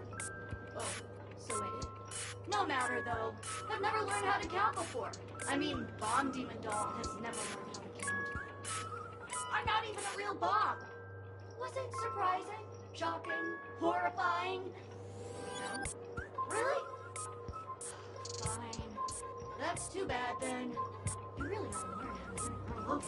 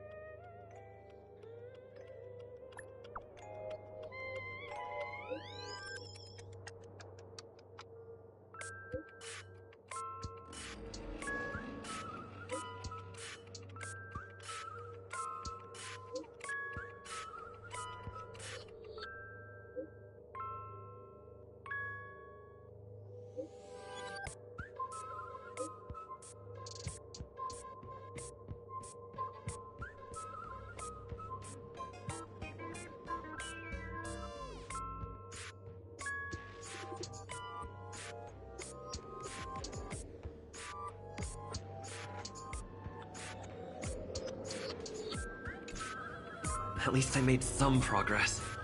Gotta keep working at it.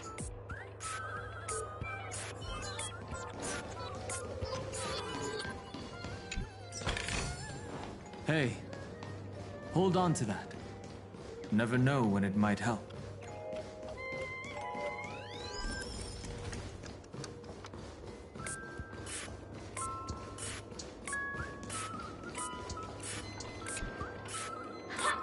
We meet again. I am Penacony's famed detective. Got yourself into a pickle? I'm more than happy to help. But unfortunately, I'm preoccupied with a couple of unsolved cases. So, you'll have to wait your turn.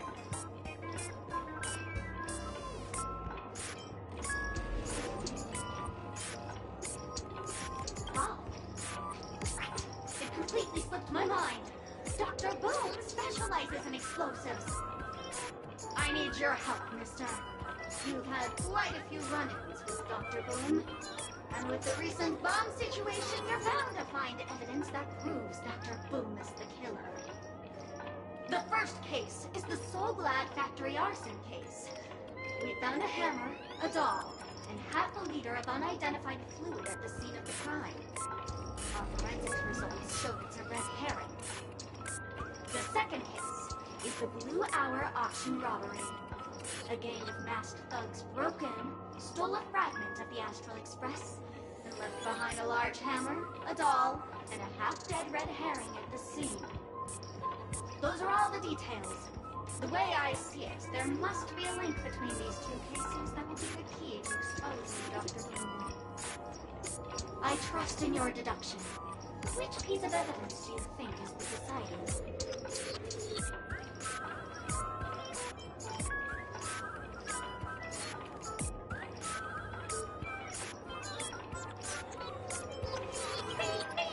Correct answer!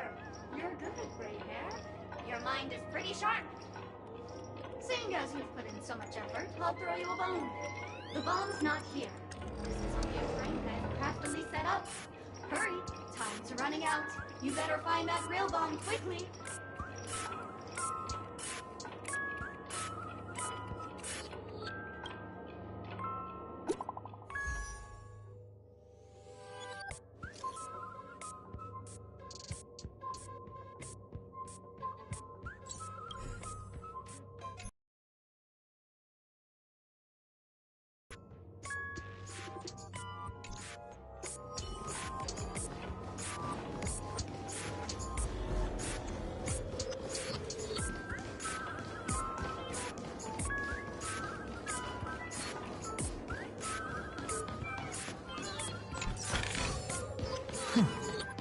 I'll take this back to the Express. Time to restock.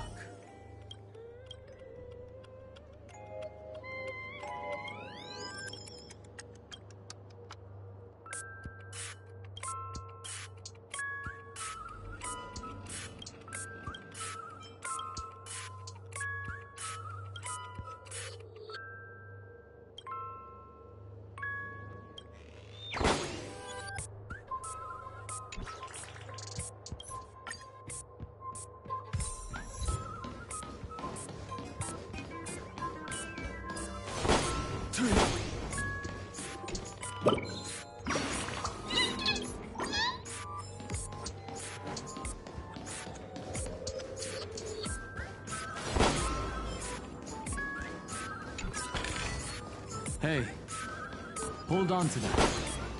Never know when it might help.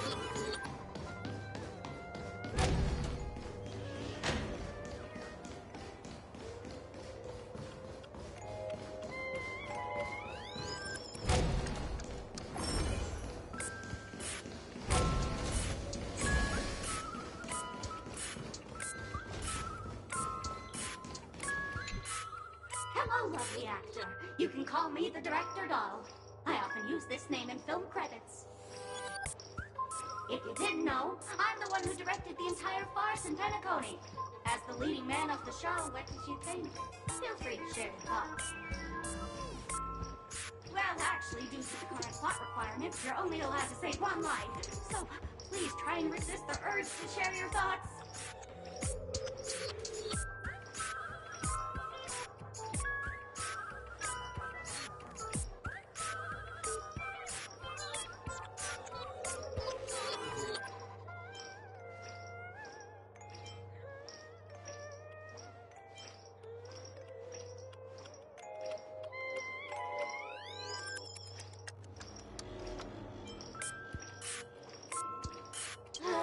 It's all my fault for being duped by the masked fools.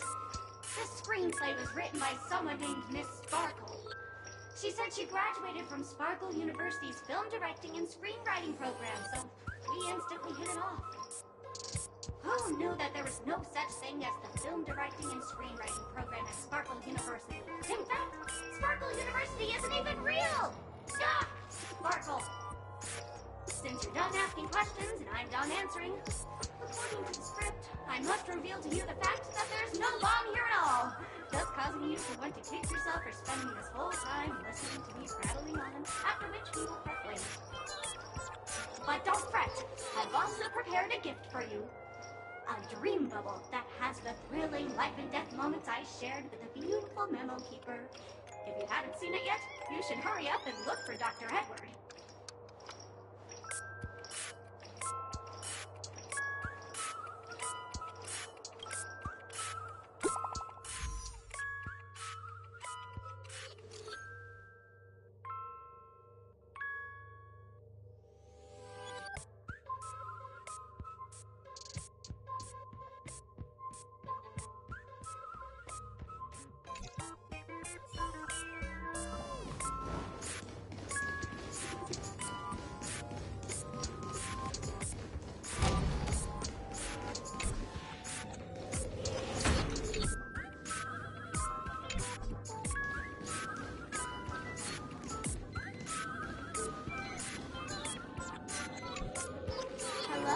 I'm a bomb.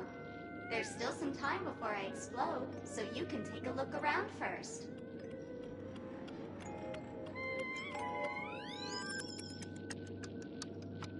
That's no problem, of course. But if you don't want to go too far, I can also play a soothing tune for you in case you get bored. Now playing Never Give Up, Never Surrender by the trending superstar Ast Rickley from the Epsilon 12 system. Oh, hang on. Penacony's family have not purchased the rights to this song. We can't play it here. How about this? I'll recite it for you. Next up, please enjoy a recital of Never Give Up, Never Surrender. Oh, aha! If you ask me how I feel about you, don't tell me that you pretend not to see. They will never give you up, never make you sad. They will never give you up, never make you cry. They will never say goodbye to you, never tell lies to hurt you. Praise, aha!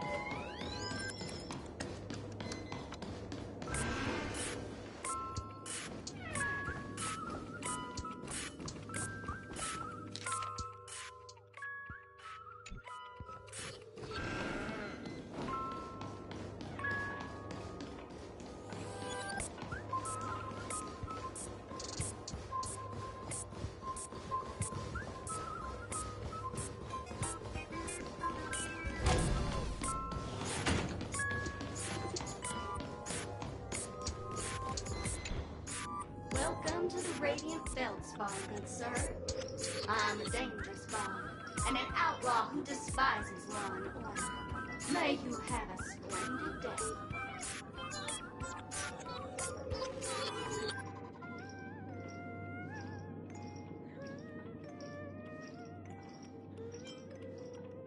I know, but so what?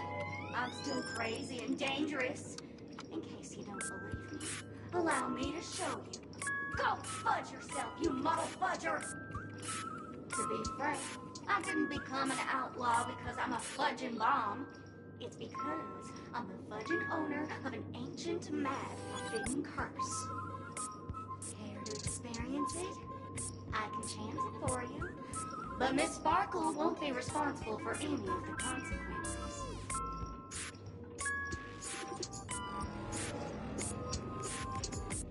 Holy fudge, you're more insane than I am. Let me gather my wits. The ritual is ready. Perk up your ears and listen closely to the most ancient rhyme here etched into the very fudging genes of humanity. Bloomska, boomska, little sparkles! Bloomska, boomska, little sparkles!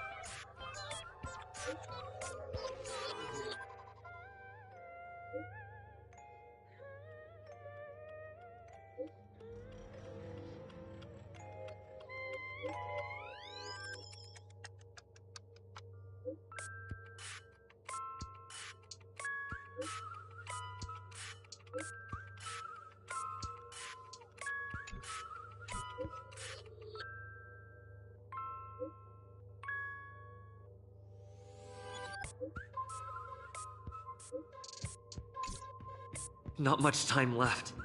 I hope I make it.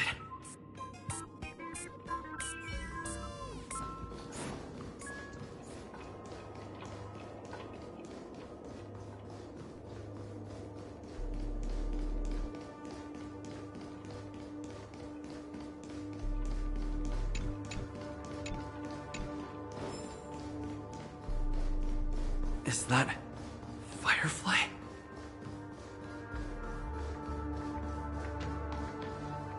28 minutes, 46 seconds. 28 minutes, 45 seconds. You're here!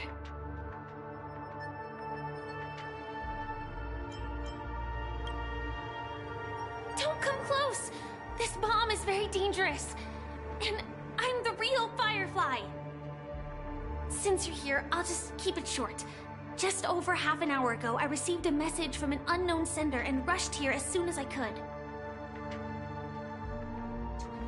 27 minutes, 52 seconds. 27 minutes, 51 seconds. The Sweet Dream has lost the protection of the Order. If it were to blow up here, the consequences would be unfathomable. I've scrutinized it for a long time, but the bomb's design is incredibly unique. As if it's been locked by some mysterious path force. Apart from its creator, I fear no one knows how to deactivate it.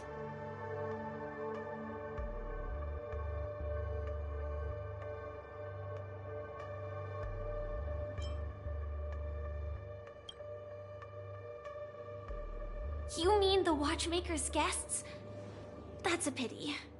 Based on my experience, I don't think any of them can turn the tide on this situation. The Memo Keeper may be able to teleport the bomb to a deserted location, but I have found a note inside the doll.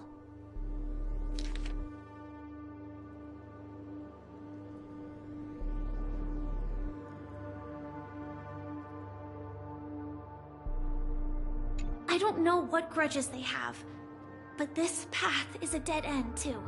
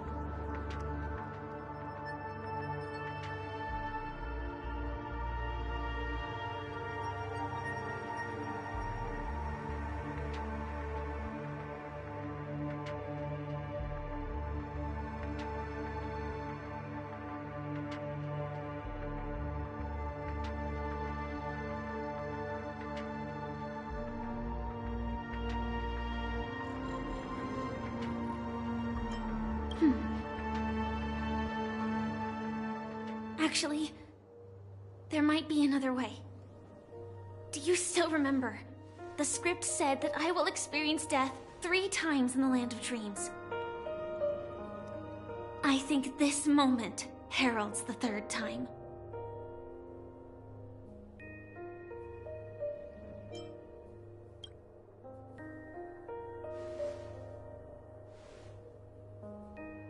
You may already know that I have no way of evoking dreams. I employ a Stellaron Hunter's special method in order to enter dreams instead. This allows me to perform feats that typical dream chasers can't. As long as I can bear the pain of the Memoria pressure, I'll be able to dive into the primal memory zone beyond the dream and extend a lifeline to the Radiant Feldspar. I will take this bomb into the depths of the dreamscape, as deep as possible, where there are no living souls around. That way, at least no one will get hurt.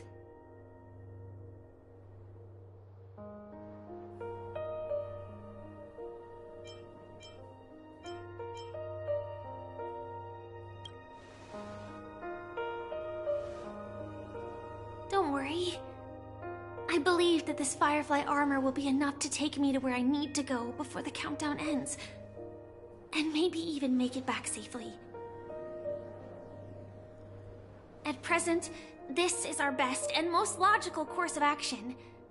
After all, a long story deserves a happy ending. I have some words to share with you, though they were spoken to me by Miss Acheron. She said that the so-called impossible is merely something that is yet to happen. At the moment, there are so many things that seem impossible, but are they really never going to happen? Maybe it's just that the moment to disprove these impossibilities hasn't arrived yet. Whether it be a literal ending, suffering akin to death, or a harrowing deathscape, Before the appointed destination arrives, they are all the same. Yet I can still make myriad choices. I also firmly believe that when that moment arrives for us to make a choice, the answer to our end will already be within our hearts. It is not destiny that shapes us, but we who shape destiny. The Astral Express and the Stellaron Hunters are like light and shadow. We walk on different paths, intertwined, moving forward and growing together.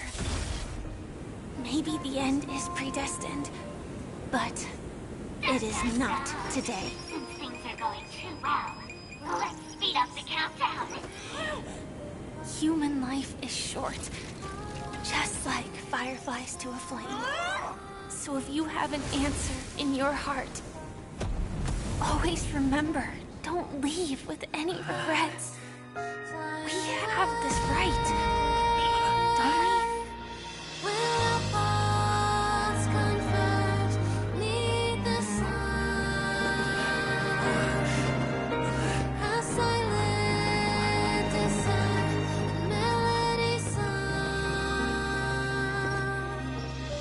Since you care so much about other people's safety, why don't you go take a closer look?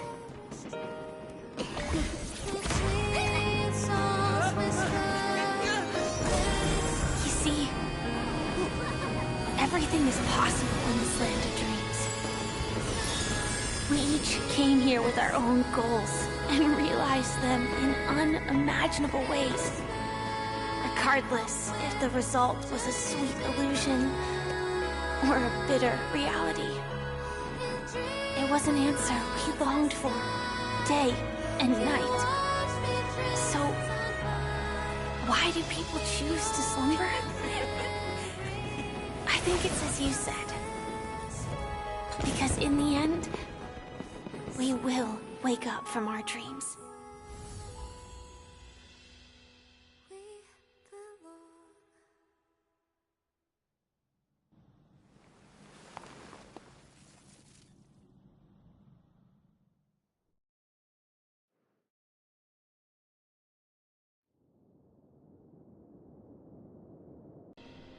Mikhail would place 2 bunches of flowers here.